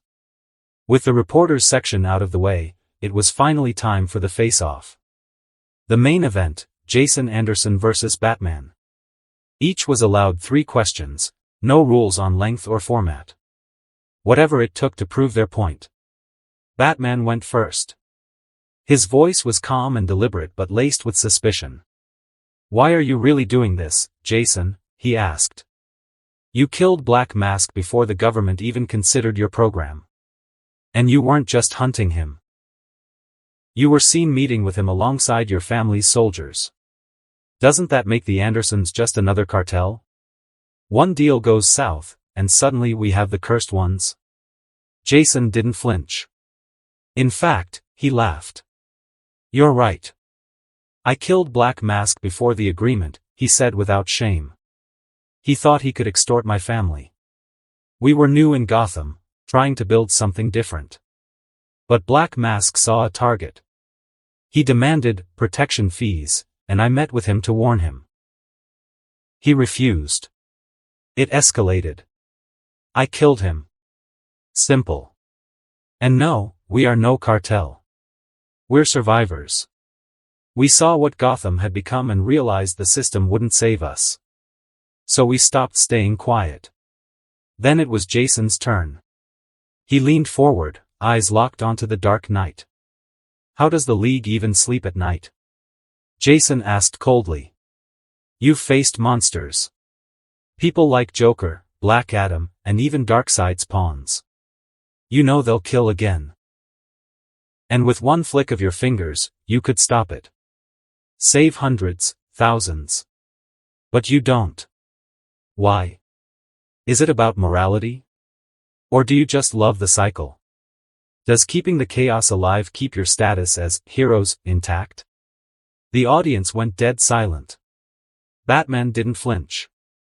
His answer was short, surgical. We don't kill, because the second we do, we become you. Justice without restraint is just vengeance. And vengeance, no matter how noble it begins, always turns personal. You say you saved people. But what happens when saving them isn't enough? What happens when your line moves again? We don't kill because someone has to show the world that power, even absolute power, can choose mercy. It was a response only Batman could give, sharp, composed, and layered in moral complexity. But now it was Jason's question. This time, he was heated. His voice cut through the debate like a blade. That is what infuriates me, Batman. Your sanctimonious restraint. You speak of mercy and of forgiveness as if they are the sole virtues that separate us from monsters. But I ask you, forgive who? Rapists? Torturers? Serial murderers? Would you say the same to a cop who pulls the trigger on a man with a gun pointed at a child? Would you call him a monster too? Mercy is not a sign of strength when it puts the innocent in danger. You say absolute power must choose restraint, but that same power has the right to be merciless when the world needs it. Justice isn't a game of second chances. Not when those chances come at the cost of lives. One chance, that's all they should get. Any more than that, and you're not saving a life. You're just letting a monster live its dream. A silence fell like a curtain. The crowd buzzed behind the cameras, but on screen, it was Batman's turn. All eyes shifted. He spoke calmly, his tone colder than the Gotham winds. You speak with conviction, Jason. But conviction isn't clarity. You see restraint as weakness, but I see it as the very line that keeps us human. I'm not defending monsters. I'm defending the line. Justice isn't about vengeance. It's about making sure the system doesn't collapse under the weight of its own violence. If we choose to kill every time we can kill, then we've already lost something far greater than a life. We lose the principle that power, true power, can choose not to destroy. Batman paused, his cowl casting a shadow over his eyes as he took a small step forward. But let me ask you, Jason. You fight harder than anyone. You speak like someone who's lived through it, someone who's lost a brother, a daughter, or a mother to the horrors you stand against. But that's not your story, is it? No tragedy sparked this warpath of yours. No villain killed your loved ones. So why, Jason? Why go this far? Why take this burden, this fight, as your own? Is it really about the people? He leaned in slightly, voice lower. Or is it about you? About the thrill, the satisfaction, of blood on your hands, when it's the right blood? Jason let the silence hang for a moment, then leaned forward slightly, his eyes sharp with intensity. A good jab, he said coolly, addressing the accusation just thrown at him. Flip it on me, paint me as the villain, as if everything I've done can be boiled down to madness or ego. That's the easy route, right? The comfortable narrative. You get to keep your image clean and your hands washed. But here's the truth. He stood up from his seat, voice steady and resonant. My name is Jason Anderson. I didn't lose a wife to a mugger. I wasn't born in some pit of hell. I don't do what I do because I'm seeking revenge. That would make this personal. No. I do this because I can. A ripple moved through the reporters. Jason continued, unwavering, I was born strong, dangerously strong. Strong enough that if I wanted, I could be the nightmare people whisper about. The kind of power that wants to break, to crush, to destroy. And at first, I didn't understand it. I thought I was cursed. That maybe I was the monster everyone would someday call me. But then I realized, power doesn't define the man. Choice does. He turned, slowly scanning the room. So I made a choice. I looked at the worst this world had to offer. Rapists, traffickers, serial killers, the scum that laughs at your courts and dances through your prisons, and I decided, that's where my power would go. If my fists demand blood, I'll give them the blood of monsters. Then Jason's expression shifted, calm but challenging, as he locked eyes with Batman. But now, Batman, this isn't just for you. It's for all of you in your ivory towers of justice. He raised his voice slightly, addressing the League at large. Why do you wear the masks? Silence fell. Is it really about symbols? Justice? No. It's about fear. You wear those masks because you're afraid. Not for yourselves, of course, you're brave, I'll give you that. You're afraid for your families. You know that the people you've crossed, the villains you've locked up, will go after the ones you love. That's your real fear. He let that hang, then pointed at them, slowly. So I ask, why do you get to protect your loved ones, but not the people? Why is your family sacred, but some poor mother's child in a Gotham slum isn't? Jason stepped forward, voice calm but charged with purpose. I told you before, didn't I? I know who you are. All of you, your true identities. But have I ever exposed you? He let the question hang, then answered it himself, his tone sharper. No. And do you know why? His eyes swept across the room, locking onto the heroes. Because I protect everyone. That includes your families, and even you. When danger falls from the sky, when the world is on the brink and the Justice League needs help, I'll answer. I'll be there. Not because I owe you anything, but because unlike you, I value all life. Not just the ones close to me. That was the final question of the day. How would Batman respond? Was there an answer? Something, anything, that could salvage his stance? That could counter the heavy blow Jason had delivered? No. Even Batman knew it. What Jason had said. It was the hard truth. Guilt lingered in the silence. Pride, shattered. Masks didn't matter here, because truth laid them bare. Batman stepped forward, his lips parting, a response forming on the edge of breath. Boom. An explosion ripped through the back of the podium, fire and shrapnel bursting into the air, silencing the moment in a flash of chaos. From the smoke, a figure stepped forth. Glowing eyes. A weight in the air. The crowd gasped. The League tensed. And then, his voice, cold and clear, Jason Anderson. I have come for your life. The man who said those words was none other than Superman. Wait, seriously? What the hell are you doing? Jason growled, eyes locked on the man hovering in the air, Superman. Dust and debris littered the ruined hall. Several members of the press were injured. And yet, Superman didn't even look back.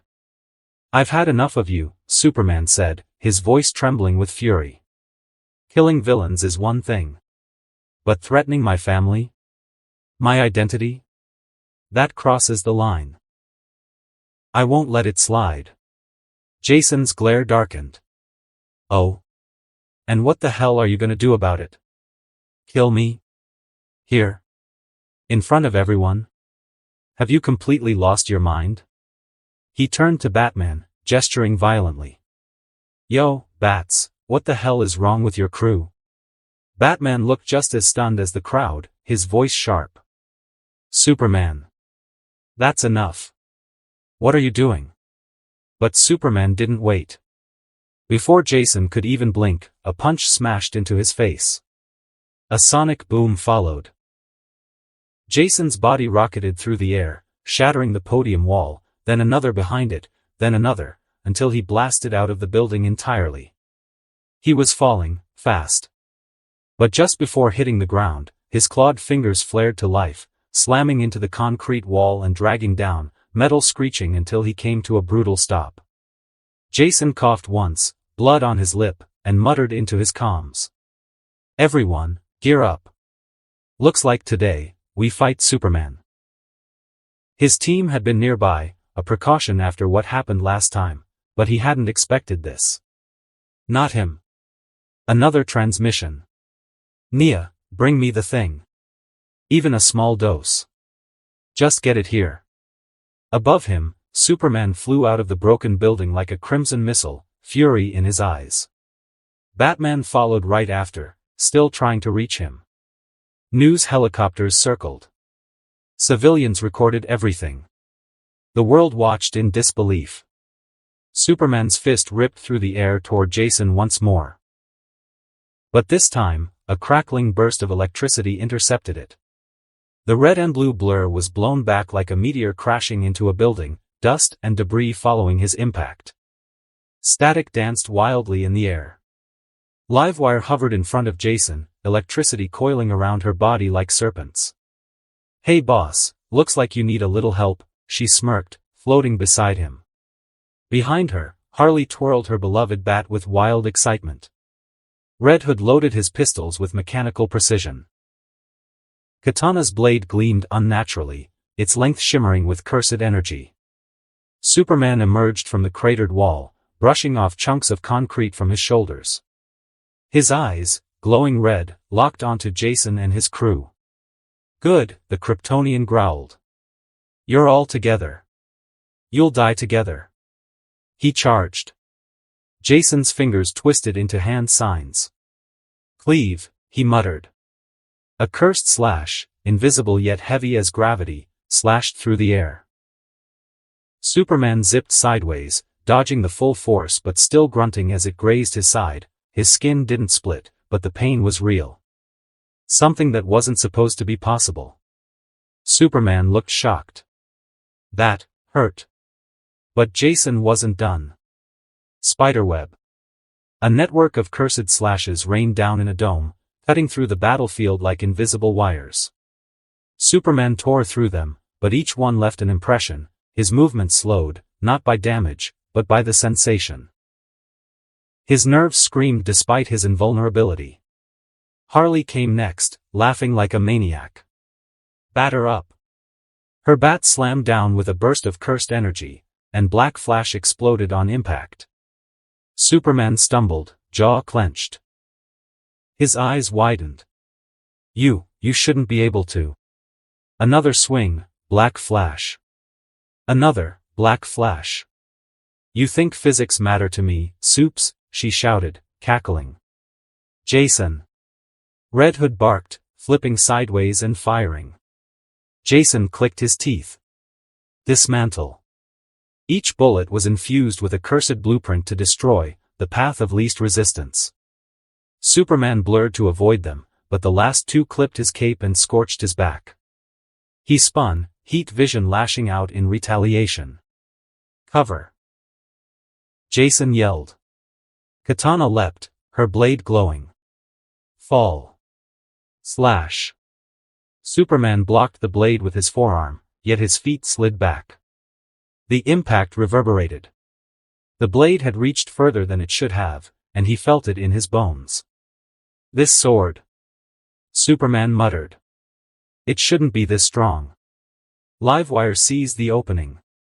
Hey, last son of Krypton, try this on for size. She let loose a concentrated torrent of lightning, cursed-enhanced voltage. Superman screamed as the energy wrapped around his body, momentarily halting him midair. "Now!"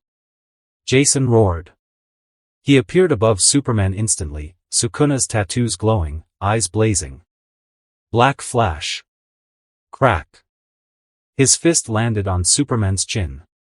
Superman rocketed downward, embedding into the asphalt. But it wasn't enough. With a roar, Superman erupted from the ground like a demon unchained. His suit was torn, his face bruised, and his eyes full of wrath.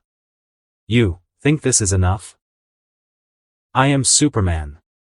Twin beams of crimson exploded from his eyes, focused solely on Jason. Jason didn't flinch. Fuga. Cursed flames spiraled around him, shaping into a massive dragon's head. Divine flame.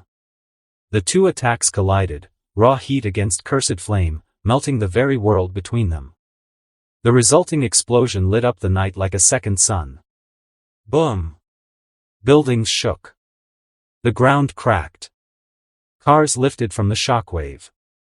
And then, silence. Only the sound of crumbling debris and crackling fire remained as a massive dust cloud engulfed the entire street. The dust thinned. Smoke billowed like curtains drawn aside by fate. A massive, translucent emerald wall stood where fire had raged only seconds ago, buzzing with power, shimmering under the ruined skies of Metropolis. Its glow cracked and pulsed like a dying heartbeat, but it held firm. On one side, Jason, scorched but standing, his body still wreathed in flickers of divine flame. The remnants of Fuga hissed off his coat like ghostly fireflies. Blood traced down his chin, and his eyes were cold, unwavering. On the other side of the green wall, Superman. His cape was torn. His suit was scorched and cracked at the edges. Eyes glowing an ominous red, like twin stars collapsing into fury. But he wasn't moving. Not forward. Because standing between them, hands raised, were three others. Wonder Woman, calm but firm. Her bracers still hummed with divine resistance. The Flash, panting slightly, wind still wrapping around his boots. And at the center, his ring shining bright, Green Lantern. Enough. Diana's voice cut through the tension like a blade. Enough. Wonder Woman's voice echoed like thunder, silencing the chaos as her bracers sparked faintly, still humming from the energy they just deflected. Jason tilted his head, amused. "Oh, that's pretty sweet, the entire League of Justice is here, isn't it?" His gaze swept across the gathering. Calm, calculated. "Now would you all care to explain to me why your figurehead wants my life?" Every eye turned to Superman. Green Lantern spoke up, his tone edged with frustration. "We agreed to follow orders, Superman. We can't call this order when our very own leader has failed to follow it." "Just give him time to explain," Wonder Woman added, still hopeful. "He must have had his reasons." "Right, Superman?" Superman didn't look at her. His glowing eyes locked onto Jason like a hawk to prey. "He must die," Superman said coldly. "Regardless." Boom. A shockwave burst out as he vanished in a blur, launching straight at Jason like a missile of wrath, only for Wonder Woman's shield to slam into him mid-flight, stopping him cold with a thunderous crack. A storm erupted in the sky.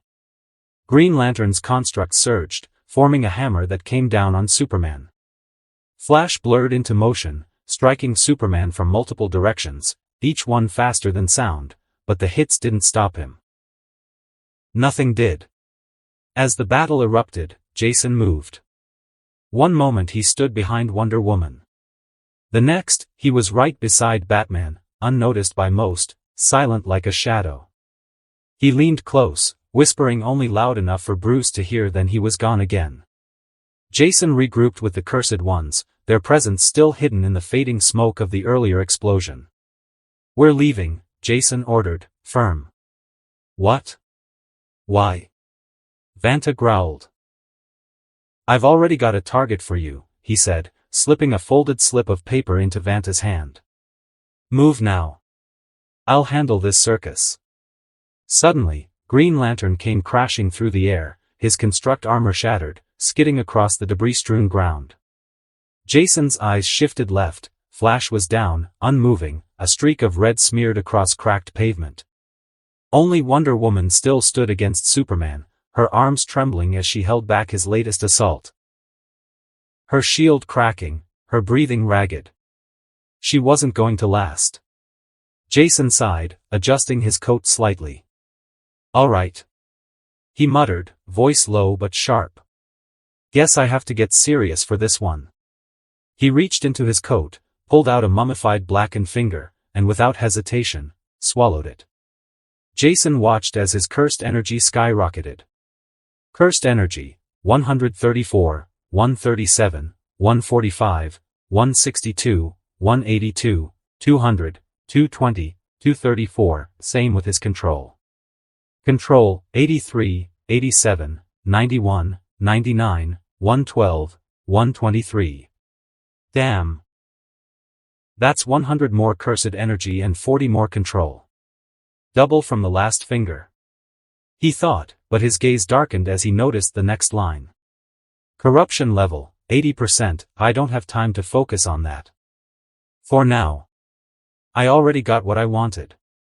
His hands wrapped themselves in cursed energy, black and red tendrils coiling violently as he launched forward like a bullet, straight at Superman. The clash began.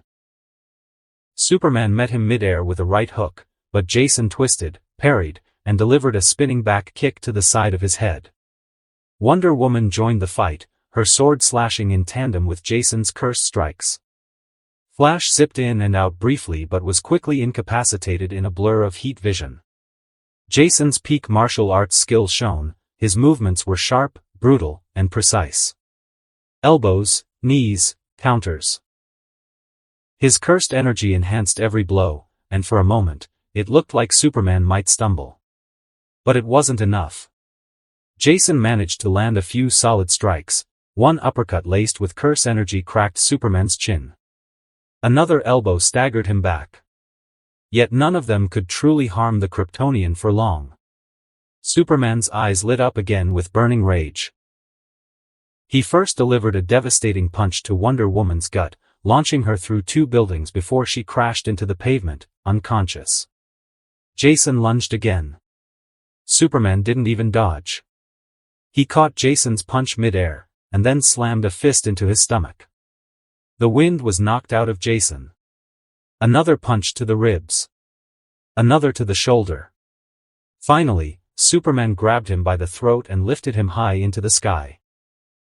Jason struggled, his cursed energy flaring violently but doing nothing now. Superman's grip tightened. Any last words? Jason didn't say a word. He moved. A blur of motion and brutal force, his boot slammed directly into Superman's face. Crack. The sound was unnatural. Pain bloomed across Superman's features as he stumbled backward, blood trailing from his nose. A moment of stunned silence passed before Superman's trembling hand rose to his face in disbelief. That shouldn't have happened. Jason shouldn't have been able to do that. But then he understood why. Behind him, Batman stepped forward, his hand gripping a chunk of glowing green kryptonite. Its eerie light bathed the battlefield, and Superman's knees buckled under its weakening radiation. Damn it! Superman gasped, collapsing. Why? Bruce. Because this isn't you, Bruce replied, his voice firm but heavy with concern. I don't know who got into your head, but this isn't who you are. You need to stop. Now. He moved closer, the kryptonite still in hand, its glow intensifying. He turned slightly to Jason, puzzled. How did you know? Jason shrugged, casually wiping a bit of dust from his knuckles. As much as I hate to admit it, he said, I hold both you and Superman in high regard. I've studied you two for years. And I know neither of you would ever act so unhinged without reason. The truth was, this had all been calculated. Jason hadn't gone into that brutal hand-to-hand just to throw fists. He needed time.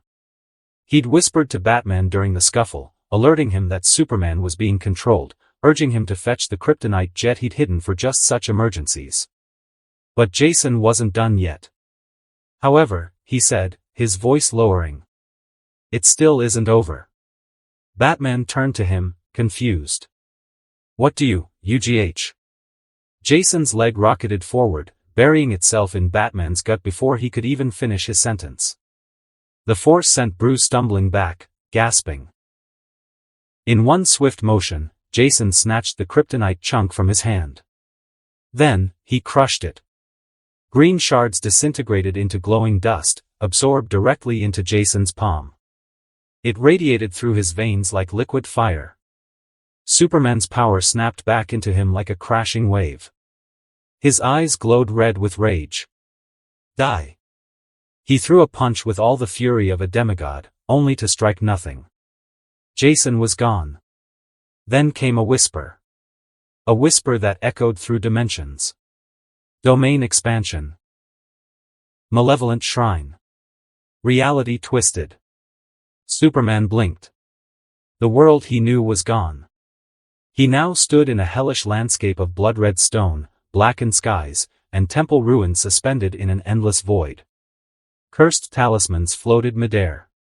Gigantic statues, deformed, grimacing, screaming, watched from the abyss. And at the heart of it all, towering on a jagged obsidian throne, sat Jason. His expression was serene. Almost bored.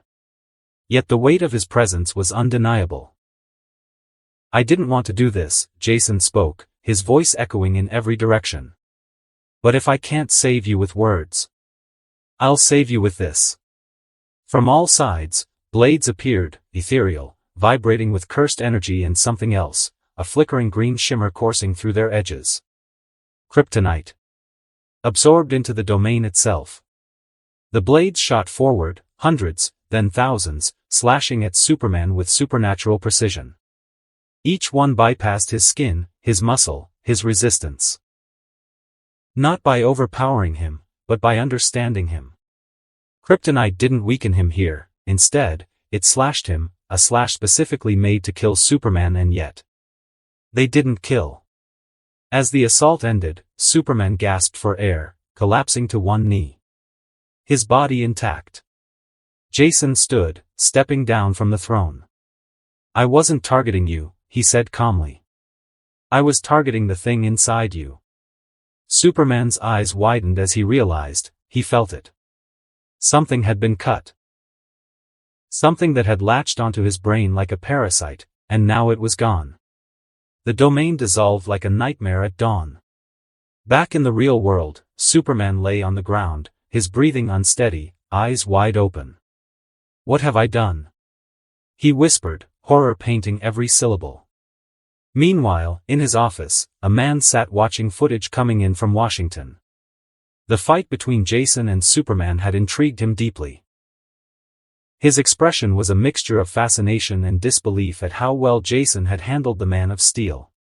When he first sent me that message, I couldn't believe it. He really did embarrass Superman, across the media, across the world. He muttered to himself. Just as the words left his mouth, the door burst open. Mr. Luthor. Our laboratory is under attack, shouted a woman, Mercy, his loyal assistant. What? What do you mean? Which one? It's Cadmus, sir. The one under Metropolis. Unbelievable. Who dares? Mercy hesitated before speaking. It was the cursed ones, sir. Hearing that, Luthor's eyes widened in fury. He punched the wall hard enough to crack it. He dares betray me? Call Jason Anderson.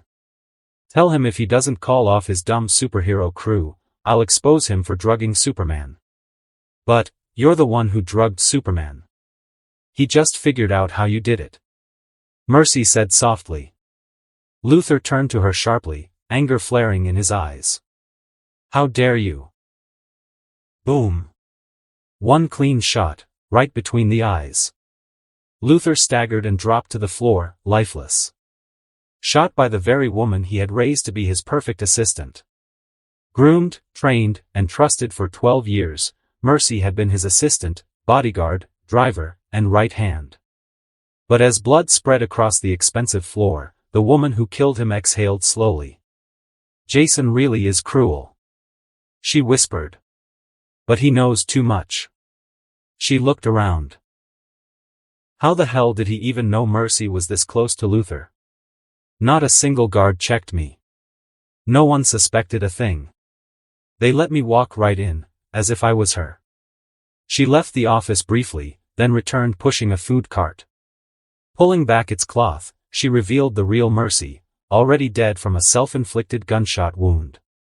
She carefully placed the real Mercy's corpse near Luther's body, along with a forged suicide letter. Her work was meticulous. Then she walked toward the office window and reached up to her face. The mask came off, revealing the face of a deadly woman, calm and sharp-eyed. A true phantom in the world of killers. Her real name: Valentina Anderson. In the underworld, they whispered about her with fear and awe. They called her the assassin of 100 faces. The WBC News broadcast flickered onto the screen, cutting to a sleek studio overlooking the glowing skyline of Metropolis. Behind the desk sat Eliza Hart, composed and sharp as ever. "Good evening, I'm Eliza Hart, and tonight, the world holds its breath." As she spoke, the display beside her came to life, showing shaky amateur footage, Superman streaking through the sky like a meteor before slamming into the side of a government building. The next clip showed Jason Anderson standing firm, his team, the notorious Cursed Ones, at his side, bracing as the shockwave hit. Earlier today, a press conference organized for a public debate between the Justice League and Jason Anderson, leader of the controversial Cursed Ones, turned into a scene straight out of a nightmare. The very beacon of peace, Superman, launched a full-scale assault on Jason Anderson during the conference, where reporters, civilians, and League members were present. The feed shifted to chaotic snippets from news drones and nearby civilians. Superman tore through walls. Harley Quinn was seen leaping into action, swinging wildly. Livewire crackled with lightning, while Red Hood gave out orders. Katana's sword glimmered in the sunlight. From above, helicopters caught glimpses of Wonder Woman diving into the fray. The footage you're seeing now captures only fragments of what critics are already calling the Capital Clash. Superman, without warning or official sanction, initiated violence in the presence of innocent press.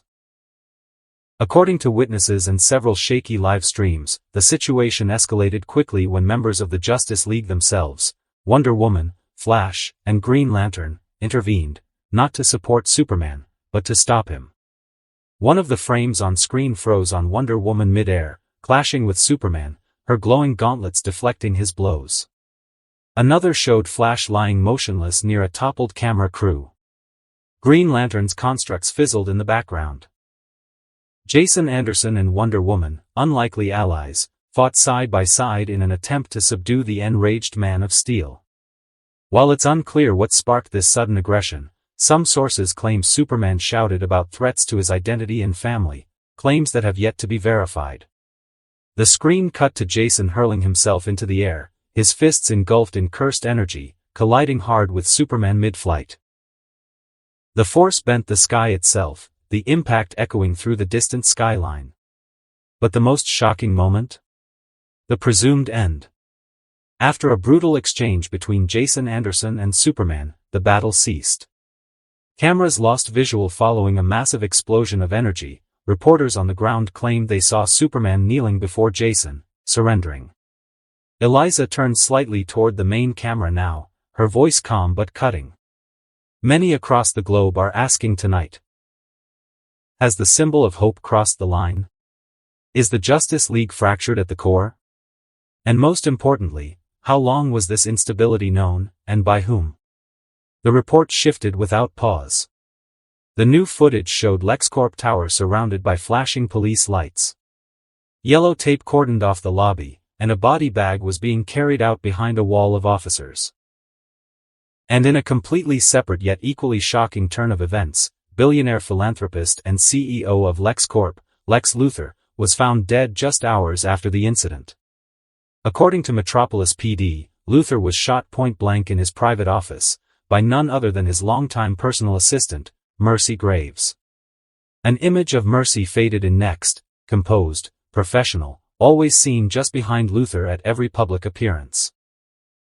A letter left at the scene suggests a tragic tale of unrequited love. Mercy allegedly confessed she had harbored feelings for Luther for 12 years, feelings she claims were never returned. The letter ended with a chilling confession and an apology, as Mercy apparently took her own life shortly after. Grainy surveillance footage showed her walking into the building earlier that day. No signs of struggle. Police confirmed no weapon checks were made at the door. Authorities have declared this a closed case, death and suicide, but online forums, conspiracy theorists, and even a few private investigators are already raising questions. Was it truly passion, or something deeper? Eliza folded her hands on the desk, her expression unreadable. A nation reels, a world watches, and trust in heroes falters. We will continue to follow this evolving story. Stay with us after the break, as we discuss exclusive insider commentary on who the Cursed Ones really are. And why their war with the League may only be beginning. I'm Eliza Hart. This is WBC News. As the WBC broadcast faded into static, the cold glow of the Batcave's monitors reflected off Bruce Wayne's cowl. His fist slammed into the metal wall with a heavy thud, the force sending a tremor through the stone beneath. Master Wayne, Alfred called out from behind him, his voice steady, "You'll only harm yourself this way." Bruce stared at the screen in silence, his breath heavy. After a moment, he spoke, his voice low and bitter. Superman, mind-controlled. The Justice League's name was dragged through the dirt. Jason gets his hands on kryptonite and uses it against Clark. That's 3 victories in one day, Alfred. 3. He turned, switching the monitor feed. It showed footage of Lex Luthor's body being wheeled out of LexCorp Tower. He humiliated us. The man was attacked on live broadcast, and still came out looking like the hero. His jaw clenched. And then this. Luthor dead. Supposedly shot by Mercy. But that woman was loyal to a fault. She wouldn't have done this. I don't believe it. Alfred stepped forward, concern etched in every line on his face. And now, with the police involved and media all over it, the evidence is compromised. What little trail there was, it's already fading. Bruce's fingers hovered over the keyboard, frustration boiling just beneath the surface. We were outmaneuvered. Again. A voice cut through the cave's silence. You were. But not completely. Bruce spun around. Nightwing. Dick Grayson stepped out from the shadows, peeling off his mask. His face was tense but focused. I went to the crime scene at LexCorp, clean. Spotless. Whoever did this knew what they were doing. But Mercy's apartment? That was different. He pulled out a small vial, holding it up in the dim light. I found traces of a rare chemical compound, barely detectable. It slows cellular decay for several hours. Bruce narrowed his eyes. Which means Mercy was killed long before Luthor, Nightwing confirmed grimly. She was already dead by the time the shooting happened. Bruce's mind raced as he stepped closer to the vial, examining it. It's not a murder-suicide. No, said Dick, crossing his arms. It's a double murder. Carefully staged. And whoever did it wanted us to believe it was personal. Flashes from dozens of cameras lit up the small stage as reporters crowded forward, their voices overlapping in a chaotic storm of questions. Mr. Anderson, do you think you are a threat to the League's monopoly on heroic work, and that's why Superman attacked you? Mr. Anderson, are you stronger than Superman? Did Superman surrender to you? Will you call for the abolishment of the League? Mr. Anderson, rumors say Lex Luthor, a known critic of Superman, was behind what happened. People also say his recent death is linked to the League. Jason stood calmly behind the podium, the corner of his mouth curling into a small, disarming smile. He raised both hands slightly, as if asking the crowd to slow down. Now, let's not get ahead of ourselves, people. No, the League does not think we are a threat. Superman was mind-controlled. The official statement by the League is accurate, I just helped them get rid of the mind control. The reporter's murmurs quieted as his voice carried clearly over the microphones. I don't think I'm stronger than Superman. I was just lucky and smart. Superman is a great hero, he deserves respect for all the good work he and the League do. Our misunderstandings are about how to handle criminals, but we both have a common goal, eliminate crime and make the world a better place. He shifted his stance slightly, his gaze sweeping the crowd before locking on one of the cameras. I have no clue about what happened with Lex Luthor or what his connection is to the mind control. But in my own personal opinion, it wouldn't surprise me if it was him who did it. Everyone knows Lex is a criminal and a bad person. We all hide it because we don't have evidence, me included. So my official statement is, my condolences to Luthor's family. Personally though, I don't care. Jason stepped back from the podium, giving the crowd a casual wave. Now, good night, people. I have places to be. With that, he turned and walked off stage, leaving the media shouting after him, desperate for more answers he had no intention of giving. The long oak dining table gleamed under the warm chandelier light. Jason sat near the center, his eyes scanning the familiar faces of his family, smiles everywhere, the kind that only came when everyone knew they'd won. In less than 3 months, your team's actions have cut Gotham's crime rate by 64%, Dominic said, leaning back in his chair with pride. And now, with the League's embarrassment and what happened with Superman, the Cursed One's approval rating is at an all-time high. Our companies are booming, our stocks climbing. Jason, well done, son. I'm very proud of you. I always knew you were special.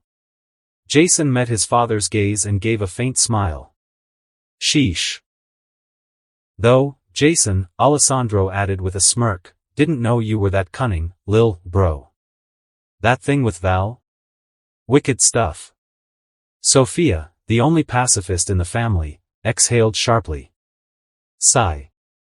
I had hoped you'd be more like me. But I guess an Anderson will always be an Anderson. Marco, the eldest brother and the family's legitimate businessman, tapped a finger on the table.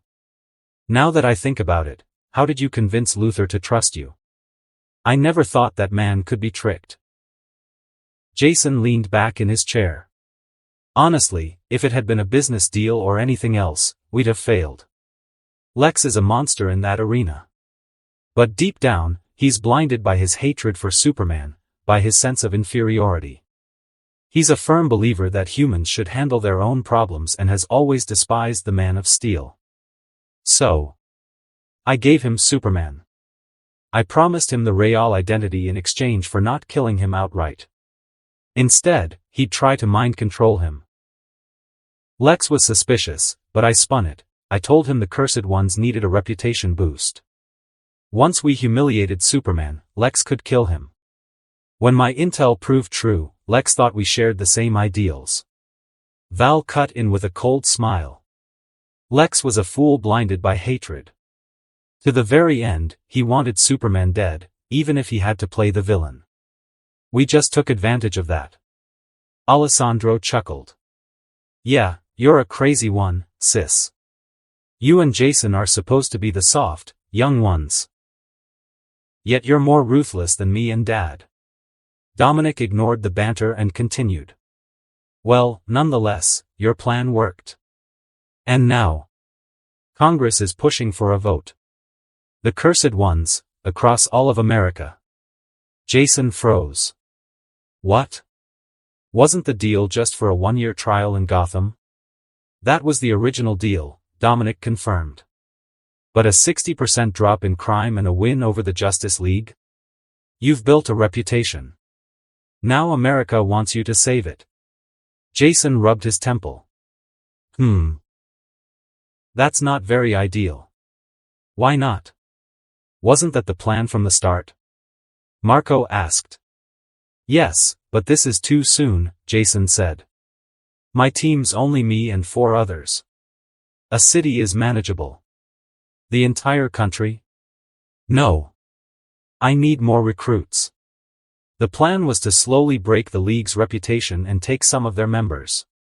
But while the League's popularity dropped, the big three, Batman, Superman, and Wonder Woman, are still untouchable. I'm stuck with weak heroes and ex-criminals.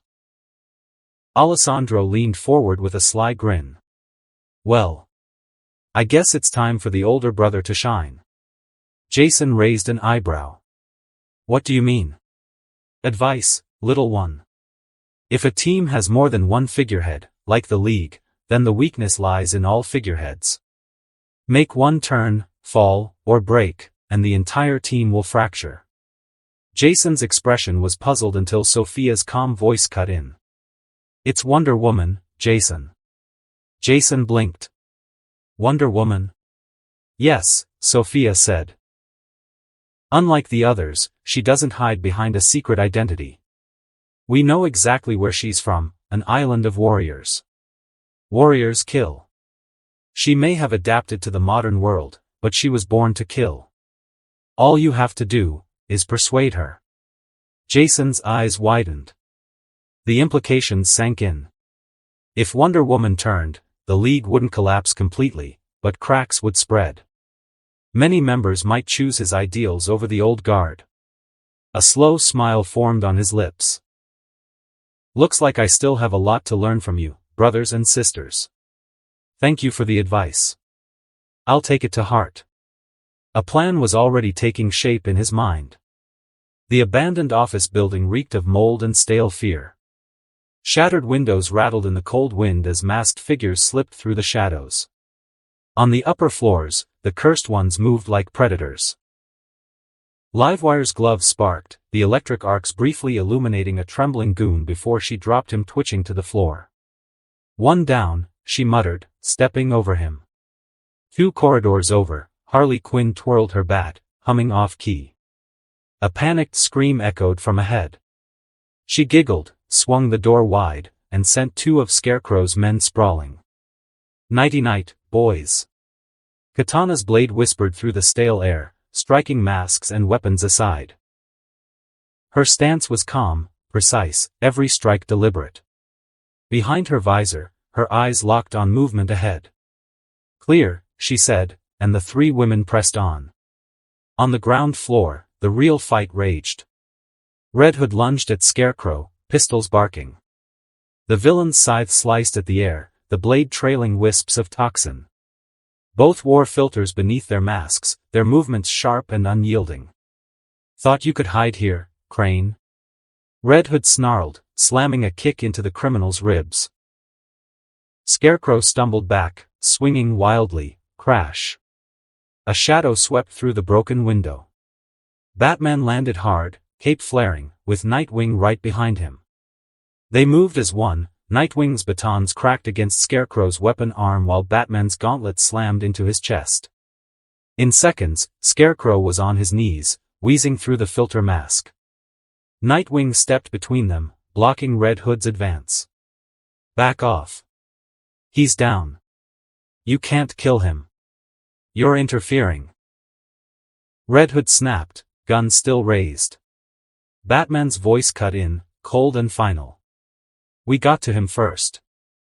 The cursed ones don't get to execute him, a single, metallic voice cut through the tension. Dismantle. Time seemed to stop.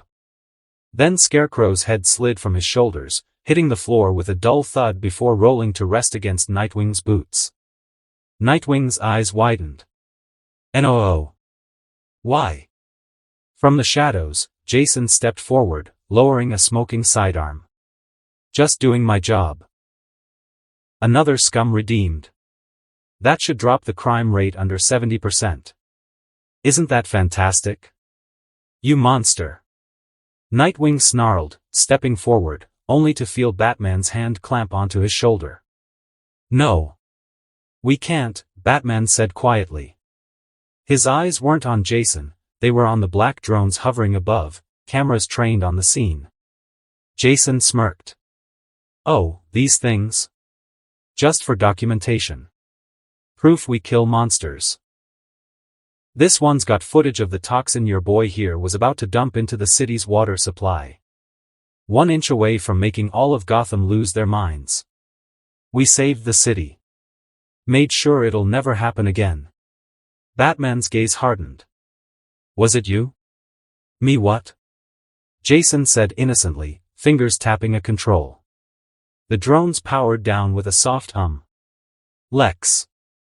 Jason pulled a folded paper from his coat, waving it mockingly. Nope. Not on the list. So, not me. I wish it had been, though. He grinned, turning to his team. Cursed ones, we're out. And just like that, they melted into the shadows, leaving Batman and Nightwing alone with the corpse and the silence. The streets shook with each of Giganta's steps. Cars skidded away, sirens blaring in the distance as civilians scrambled for cover. The towering red-haired brawler swung her fist, smashing through a line of delivery trucks. Still overcompensating, I see. Wonder Woman's voice rang out, calm yet edged with challenge. Giganta's eyes narrowed as she spotted her old foe descending from the sky, golden armor gleaming in the sunlight. You again, she growled, swinging a massive backhand. Diana blocked with her bracers, the clash ringing like struck steel. It's been, what? 3 weeks since last time, she quipped, shoving the giantess back. 4, Giganta grinned, sweeping her leg to catch the Amazon off guard. Wonder Woman leapt over the strike, bringing her shield down against Giganta's knee, forcing her to stumble. This wasn't new for them. The dance was always the same, Giganta rampaged, and Diana countered. Punches, blocks, and the occasional witty remark. Neither woman was under any illusion that this would be their last clash. But today, something changed. As Giganta lunged forward, ready to grab Diana by the waist and slam her into the pavement, a blur cut across her vision. Crack. A sharp kick landed square on her cheek, sending her staggering 2 steps back. What the? She hissed, clutching her jaw. A figure landed lightly between her and Wonder Woman. Dark coat, calm posture, eyes sharp. Jason. He didn't even look at Giganta as he addressed Diana. Forgive the intrusion. Thought you could use a hand. Giganta roared in fury, raising her foot to stomp the newcomer. But the moment she shifted her weight, the golden lasso whirled through the air, wrapping tight around her ankles. Wonder Woman yanked, sending the giantess crashing onto her back with a thunderous boom. Jason's fingers moved in a precise, ritual-like gesture. His right hand drew back as if holding an invisible bowstring. A crackling aura of fire spiraled from his palm, condensing into a blazing arrow. Fuga, the air shimmered as he released it. The flame shot forward in a streak, striking Giganta's face.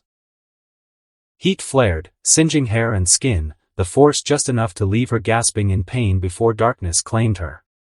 She hit the pavement unconscious, the ground trembling under her weight. Jason landed beside Wonder Woman, casual as if they'd just finished a morning jog. Wonder Woman, it's a pleasure to meet you. Diana didn't hesitate. Her sword was out in a heartbeat, the razor edge hovering just under his jaw. What do you want? She demanded, her eyes like tempered steel. Jason just grinned wider. Guess we're skipping the thank you part, huh? I asked you a question. Wonder Woman's voice cracked through the air like a whip. How dare you come here? You have no jurisdiction in this city. Jason lifted his hands in mock surrender, a faint smile tugging at his lips. I know. But as you can see, I didn't kill her. I just helped a fellow hero save a city from a villain. Isn't that what we do? The sword's edge pressed harder against his neck. Don't you dare compare us to each other. Oh? Why's that? Jason tilted his head slightly, eyes meeting hers without flinching. I consider you someone the same as I, aren't we both warriors who stand against the monsters of this world? You are a killer, not a warrior, Diana spat, her tone like cold steel. Jason's grin widened just slightly. Isn't that what a warrior is? A killer, one who kills for their nation, their ideals, their sense of justice? That's what I do. I don't remember ever killing someone who didn't deserve it. And who are you to decide such a thing? As I said. Jason's voice dropped lower, heavier. I am a warrior, Diana. Simple as that. And in battle, a warrior doesn't always have the luxury to choose who lives and who dies. This, he gestured to the broken streets, the faint heat still rising from Giganta's fall, is my battlefield.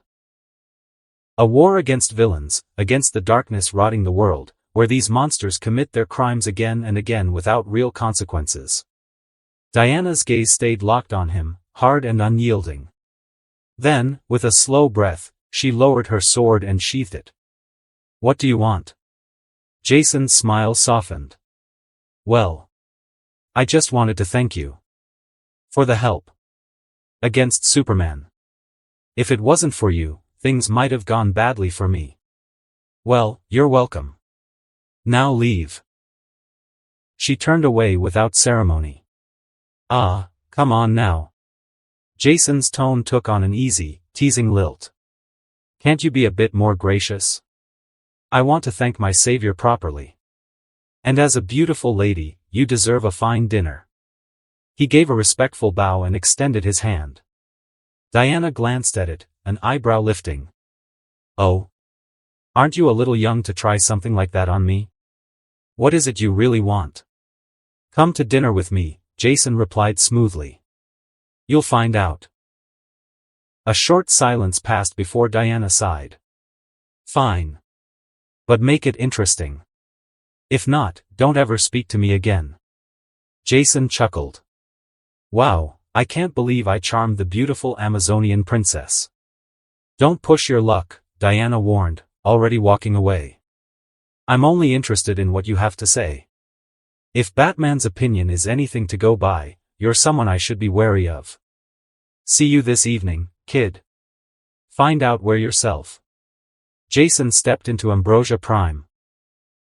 An ultra-exclusive dining hall of towering marble columns, gilded mosaics, and crystal chandeliers. The air smelled of saffron, fresh basil, and powder. He approached the reservation counter, his voice calm but certain. I'd like your best seat. The receptionist barely glanced up. I'm sorry, sir. We're fully booked. Reservations are taken online or by phone, the earliest is next month. Jason gave a polite smile. Is that so? Well, that's a shame, but I'm not someone who takes no for an answer. He gave a small wink, the kind that promised a generous tip. The man's gaze flicked over Jason's tailored, but not ostentatious, suit. His lip curled. Your money means nothing here. This place is for far richer people. Jason sighed inwardly. I get why Diana comes here, the taste of home. But these people? Annoying. He pulled out his phone. Hi, Nia. I'm in Washington, Ambrosia Prime. They're saying my money's not good enough here. Can you fix that? He hung up without another word. Sir, please, the receptionist said, his tone sharpening. This act isn't going to get you anywhere. Step outside before I have to call security. Jason simply exhaled, bored. Less than a minute later, a man in a pristine white suit came rushing from the back. Sir. Are you Jason Anderson? The receptionist blinked. Anderson? I apologize, sir. The manager looked furious at his employee. He's new. We didn't realize you'd grace us tonight. Please, we have a special VVIP booth and an exclusive chef waiting for you. Jason walked past with a faint smirk. Took you long enough. The manager waited until Jason was out of earshot, then turned on the receptionist. You fool. Didn't I give you a list of VIPs to allow in instantly? Every Anderson is on it. I'm sorry, sir, I didn't, there won't be another time. Anderson just bought the place. What? But this is my, get out. So, even you do this kind of stuff, eh? Interesting. came a voice from the entrance of Jason's VVIP special booth. She was wearing a beautiful red dress that accentuated every aspect of her figure, the deep V-line at the back running all the way down to her tailbone. Elegant, decorative sleeves framed her toned arms, and her muscles seemed to gleam in the soft light. Jason turned to face her, then stood up and gestured to the chair opposite him. "My lady, wow, you are incredibly beautiful." "Truly, a demigoddess," he said with a playful smirk before sitting back down. "Did you have to pull that stunt?" "I saw a manager kicking out a receptionist." "I thought only Wayne did things like that," she replied, stepping inside. "Oh? Did he? Well, I didn't exactly think the receptionist should be fired, he was just doing his job. But he was also getting in the way of me gazing upon your magnificent beauty," Jason replied smoothly. "Enough flattery already, you're a young teen. You'll find much better. I want to know why I'm here." "Not until you have a taste of home," Jason said, clapping his hands. A chef entered, carrying a variety of Mediterranean dishes, the kind Diana clearly favored. "Shall we?" he asked. The two began eating, slipping into small talk between bites. After a while, the plates were cleared away and only wine remained. "So, I truly do enjoy recreating my home through this place and its food," Diana said, swirling the wine in her glass. "But you still haven't answered why I'm here." "Anderson." Jason took a slow sip of wine, then met her eyes. "Fine. Looks like I've wasted enough of your time. To tell you the truth, this isn't confirmed yet, but it's probably going to happen." He leaned in slightly. "Congress will vote on the Cursed Ones becoming official. Fully official. Across the entirety of America." Diana sipped her glass and set it down, her gaze sharpening. "I would congratulate you, but I'm not a fan of your team." "So why are you telling me this?" "Because, Diana, I need someone like you. I need you on my team." Before he could continue, she slammed her hand onto the table, the wood groaning under the force, though she held back enough to avoid breaking it. "Are you insinuating I betray my comrades?" "No. That's not what I said," Jason replied calmly. "That's what I heard," she shot back. Jason exhaled, then leaned back. "Look. I'll be frank with you. Answer me honestly. How do you think the Cursed Ones function?" "You kill villains the government deems irredeemable," she replied. "And who decides that?" "The government." "Wrong." Jason's voice cut through the air. "It's me. Every kill the Cursed Ones have carried out, it was always me. I found the villain, I collected the evidence, and I did the research. The government just stamped the approval, and then I made the call." Diana's eyes narrowed, but she stayed silent. "All of it rests on my judgment," he continued. "I'm no god. But I believe I can make the right choice over and over again. Every kill I've made, or ordered, was to prevent future bloodshed and avenge past victims." He took another slow sip of wine. "But America is too large. Too many villains. Too many threats. Even I can't judge them all." Her eyes locked onto his. "What are you getting at?" "Diana. I think your judgment is the equal of mine. Unlike the idealistic man of hope or the one who fears his own darkness, you have what it takes. Because you are a warrior." Jason's tone lowered, deliberate. "Unlike them, you know some people are pure evil. Irredeemable. Trash that will never change. You've seen it. You've lived through it. You know humanity isn't some perfect thing that can be fixed with a jail cell and goodwill. Some of them don't deserve a second chance. And out of the big three, you're the only one I'd trust to make that call." In the back of her mind, memories stirred: World War II, the massacres, the burning villages, the soldiers who butchered without mercy. The screams. The cruelty. She'd seen men who were beyond redemption, on both sides. And part of her agreed with him. But still, why him? Who was he to claim such certainty? How could she trust he wouldn't abuse that power? Jason stood, placing his glass down. What I do is for the sake of the helpless. For those forced to watch killers walk free to kill again. For victims who watch their abusers walk out of prison to hurt someone else. I fight for them. I believe in myself, not because I'm perfect, but because I have nothing to gain from this. I was born rich, I'll live rich, and I'll die rich. I could ignore it all if I wanted, but I won't. Because I believe a person should pay the price for their actions. I surround myself with people I can trust. Either to share my judgment, or to challenge it if I'm wrong. I don't kill all villains. Only those who truly wish harm upon humanity itself. He turned toward the exit. If you ever want to accept my offer, you'll know how to find me. And with that, he walked away, leaving Diana alone with her thoughts. Jason sat at a quiet corner table in a small cafe, nursing a cup of coffee while waiting for his guest. The bell above the door chimed, and a woman slipped inside, scanning the room before making her way to him. She sat down without a word, then glanced to Jason's right, spotting another woman sitting there, sipping tea. Even without the colorful pigtails and her usual chaos, the sharp eyes gave her away. Harley Quinn, disguised. Hello. Caitlin, Jason greeted. Hi. She extended her hand. You must be Jason, right? Jason Anderson? Jason shook her hand with a small smile.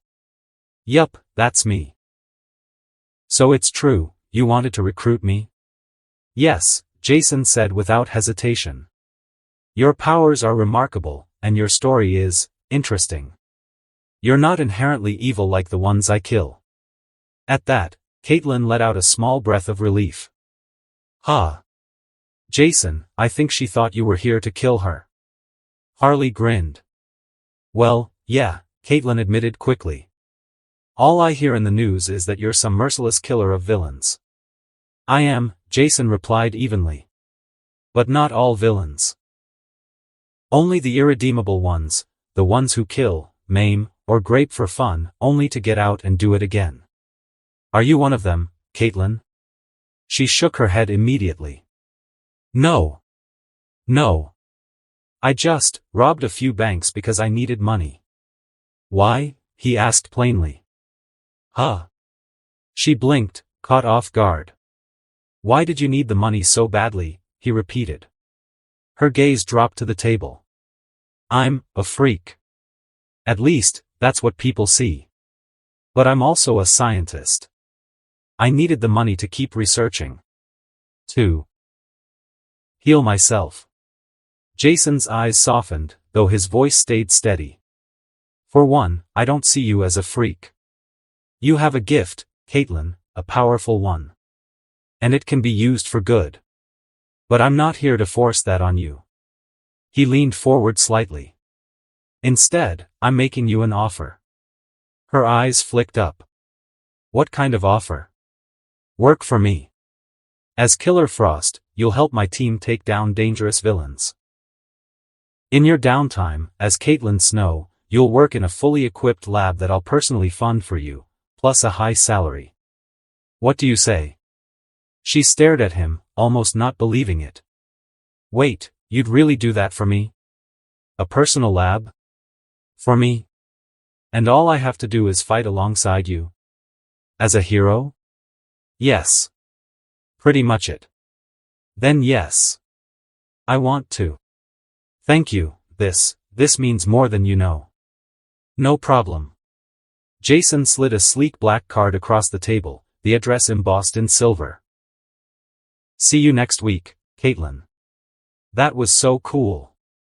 Harley bounced in her seat like an excited kid. Is that how you felt when you recruited me?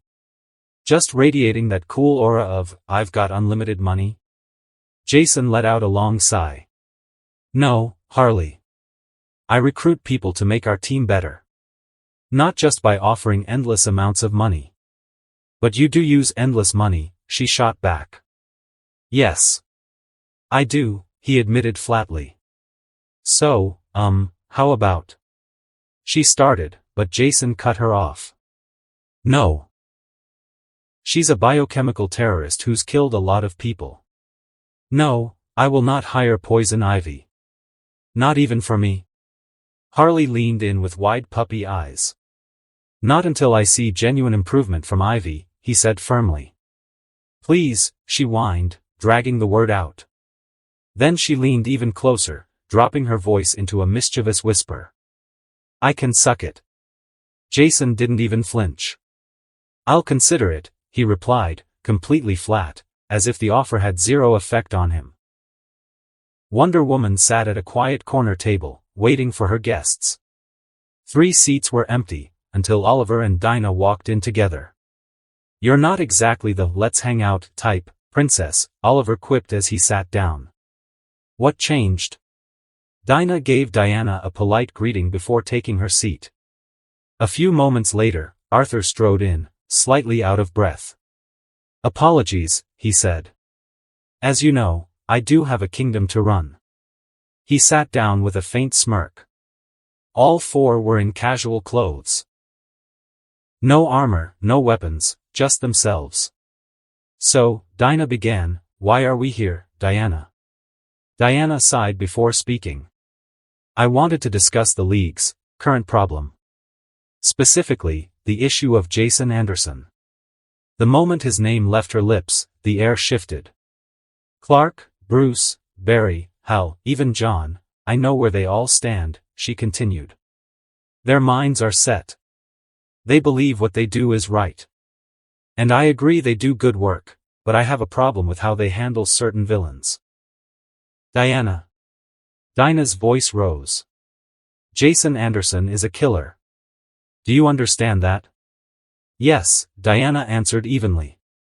But so was Oliver when he first started. So is Arthur when he executes traitors in Atlantis. And so have I have killed hundreds in past wars. That's different, Diana. Oliver shot back.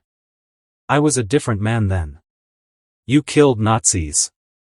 And Arthur is a king. That's not the same as a superhero's role. Is it really so different? She countered. Nazis were irredeemable trash who slaughtered millions. We have villains just like that today, a clown who murders, tortures, and maims an entire city every time he escapes Arkham.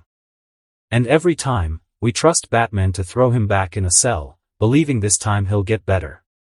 Surely. Her voice dripped with sarcasm. Each of us here has faced them, villains we know will never change, who will always seek to ruin lives. And yet we let them live, over and over again. Killing them. Dinah said quietly. It's wrong, Diana. Why? Diana asked sharply. Why is it wrong? Could you look a grieving family in the eye and tell them, yes, the villain who murdered your loved one, who has killed 50 others and escaped prison 4 times, is back in custody, and surely this time he'll change? Could you honestly say that? Dinah said nothing.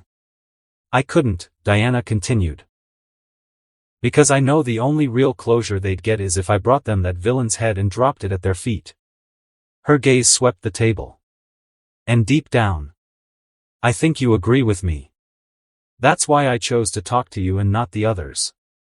Shit, Oliver muttered, leaning back in his chair. When you put it like that. He exhaled slowly. But people can change. I've seen it happen. Arthur spoke up next, his voice calm but firm. Even so. Do you believe a man who's murdered, destroyed lives, and shattered any chance of peace deserves that redemption? I'm not fully convinced, but I am with Diana on this one. Some of our enemies, some of these monsters, don't deserve the luxury of a second chance, even if it could make them better people. Dinah stayed silent, her expression unreadable. Oliver's eyes narrowed. Fine. Let's say you're both right. What do we do about it? Are we supposed to trust a kid like Jason to decide who lives and dies? Who's worth saving and who's not? Are we making him our god now? Diana's gaze didn't waver. The kid you speak of had the chance to kill Superman, and chose not to. He admires both Superman and Batman. He's as much a hero as any of us. But unlike us, he isn't afraid to step beyond the comfort of that title. He didn't settle for just jailing evil, he's trying to end it. Dinah finally broke her silence. Are you saying you want to support Jason Anderson? Yes, Diana said without hesitation. Support him, and advise him. His path may be thorny, but I believe it's the right one. And if we're there to guide him, to make sure he stays on course, don't you think we could do more good than what we're doing now? Her question hung in the air, heavy and unavoidable, embedding itself in each of their minds. So, you're Red Hood's recommendation. Jason leaned forward, his eyes locked on hers. Now tell me. Why should I make you part of the Cursed Ones? She let out a slow sigh. Because I already do what you do. Just, unofficially. Jason's expression didn't change. Yes, I'm aware of your recent activities. But what's the motive? Trying to make Daddy proud by doing the opposite of his job? No, she said flatly. I do this because I believe in it. My father is a piece of shit who's done plenty of bad things. He's retired now, and, well, he wasn't truly malicious. Or maybe he was, okay, probably. But either way, he and I aren't related anymore. Not in the ways that matter. Deathstroke's only daughter, wanting to be a hero. Jason smirked faintly. That's interesting. Her eyes narrowed.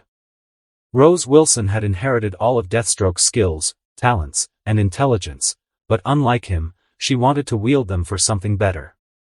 Jason's tone grew heavier. One last question. Go ahead, she said. Would you shoot your father, if I asked you to? Her gaze fell to the floor, then back to Jason. No. I don't have the heart to do that. If you decide he should pay for his crimes, I won't stop you. But I can't be the one to pull the trigger. No matter how despicable he is, he's still my father. Jason studied her for a long moment, then smiled faintly. Good answer. Had you said yes, I'd have kicked you out. We need loyal ones like you. He extended his hand. She took it firmly. Welcome to the Cursed Ones, Ravager. Sitting in the car, Jason leaned back against the seat and glanced at Nia. What a tiring thing to do, how are we? He asked. Nia smiled. Well, recruiting these people is necessary for our growth. Jason tilted his head. Let's see, we've secured Killer Frost and Ravager. Livewire's recommendation, Silver Banshee, is in. Harley is still trying to convince Poison Ivy to join us. Katana is locating Huntress as well. Sheesh, quite the annoyance, Jason muttered. Any news? Yes, actually. Wonder Woman has called for you. Nia replied. Jason smirked faintly. Is that so? Let her wait. After this meeting, we'll talk to her. The car rolled to a stop in front of a quiet cafeteria, the low hum of the engine fading as they parked. Good evening, Miss McCabe. I'm Jason. Jason Anderson, he said as he took his seat. The woman across from him was striking. Dark, flawless skin that seemed to catch the light, deep brown eyes that held both warmth and quiet strength, and a confident poise that made it impossible to mistake her for anyone but Mari McCabe, the hero known as Vixen. Her hair was cut stylishly short, framing her face perfectly, and the golden Anansi totem necklace rested proudly at her collarbone. Good evening, Mr. Anderson. It's a pleasure to meet you, she replied smoothly. And please, call me Mari. Jason smiled.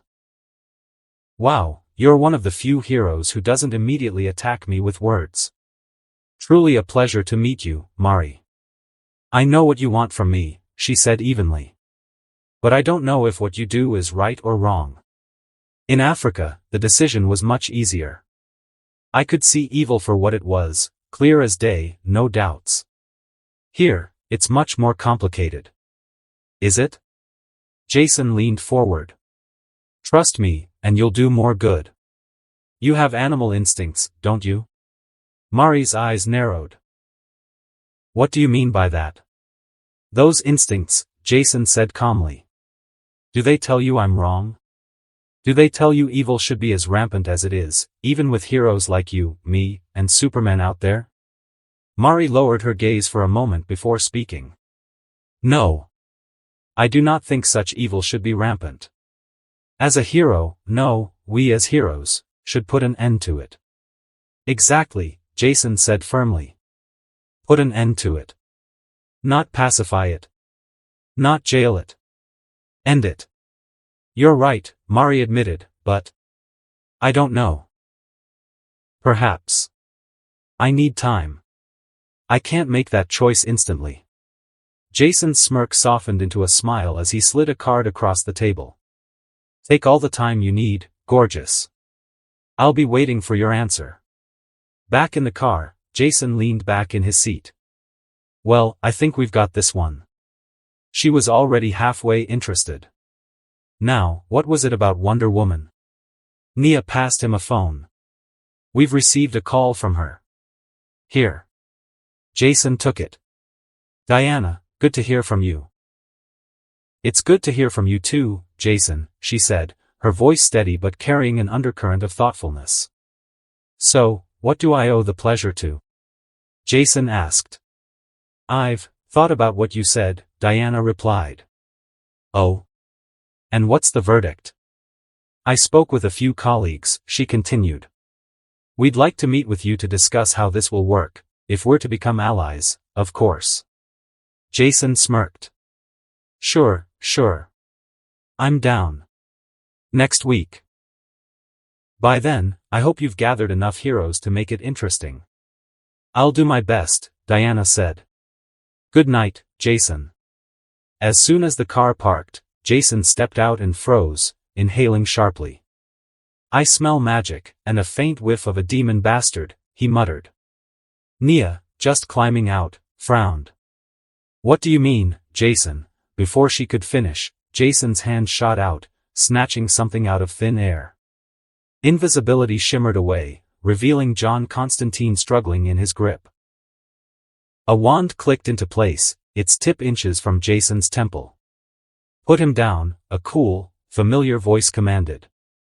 Jason turned his head slightly and smirked. Zatanna, good to see you again, darling.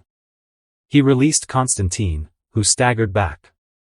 TSK, you wish, Zatanna said, lowering her wand but keeping her eyes locked on him. John coughed, rubbing his throat. Bloody hell. You look scrawny for someone with a chokehold like that. Jason didn't reply, he just watched him. Well? John continued. Aren't you going to invite us for a drink?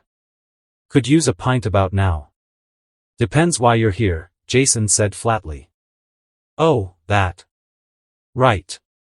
John straightened his coat. I need your help. Jason let out a mocking laugh. John Constantine needs my help? John rolled his eyes. I've been hearing you're an expert in something called cursed spirits, yeah? Maybe.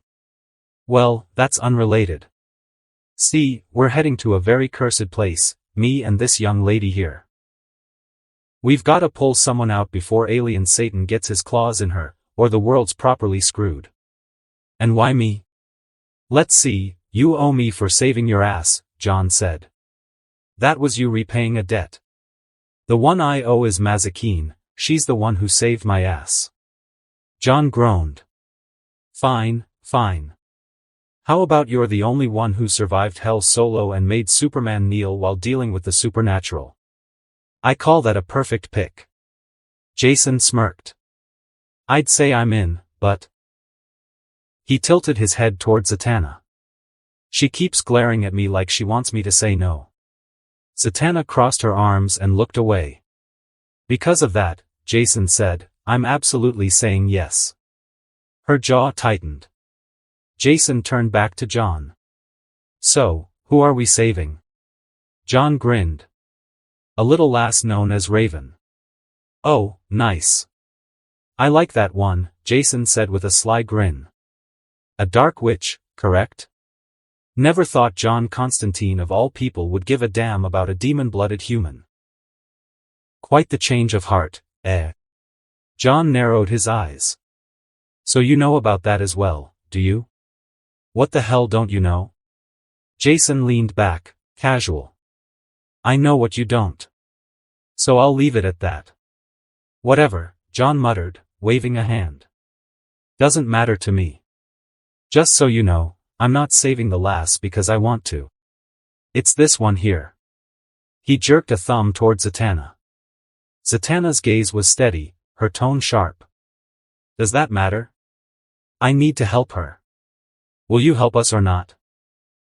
Jason smirked. Very passive-aggressive way of asking for help.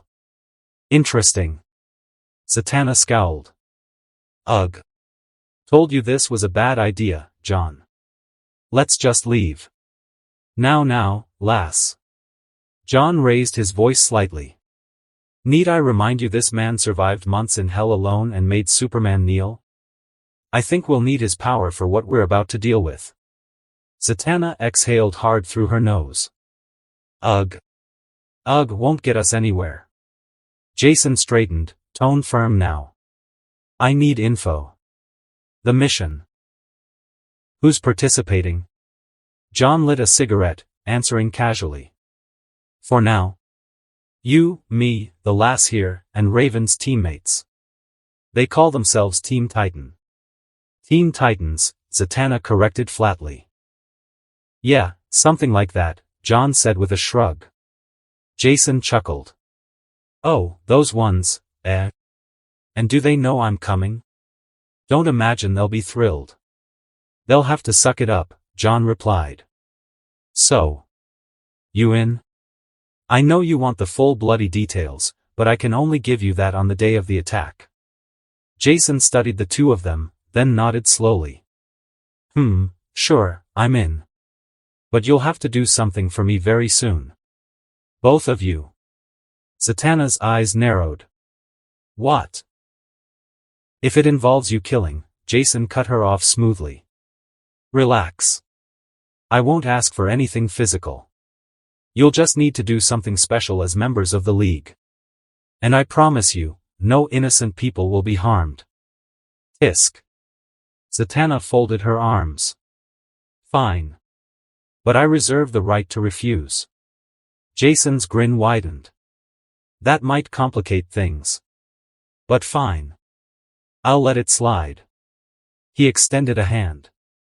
John smirked, took it, and shook firmly. Jason strode into the meeting room, the weight of command already heavy on his shoulders.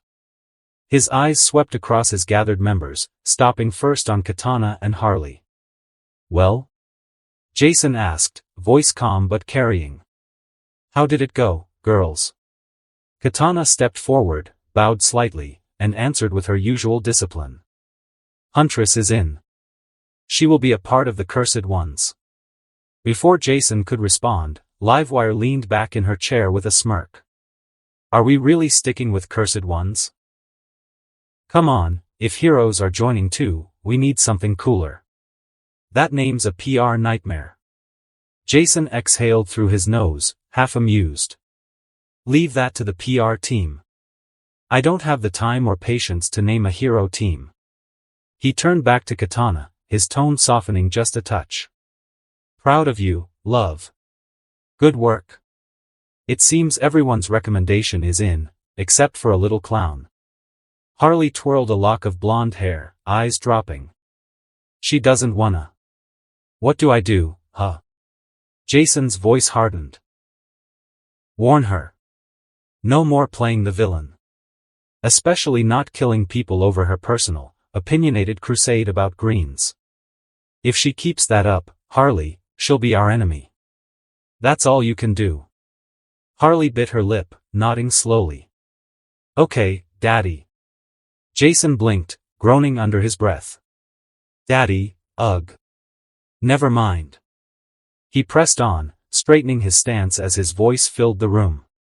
Now. Moving on to the next points. First, next Sunday, new recruits will arrive. I probably won't be here to welcome them. That responsibility falls to you, Red Hood. You'll act as secondary leader until I return. Red Hood crossed his arms, frowning. Wait.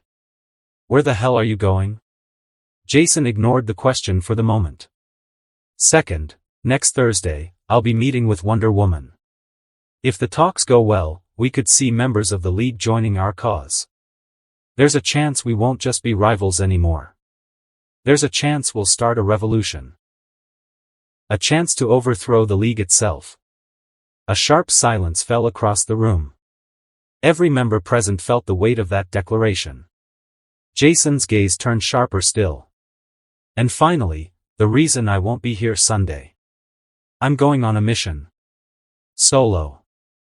I'd take you all with me, I trust no one more, and I need your power, but the cursed ones must remain active in Gotham.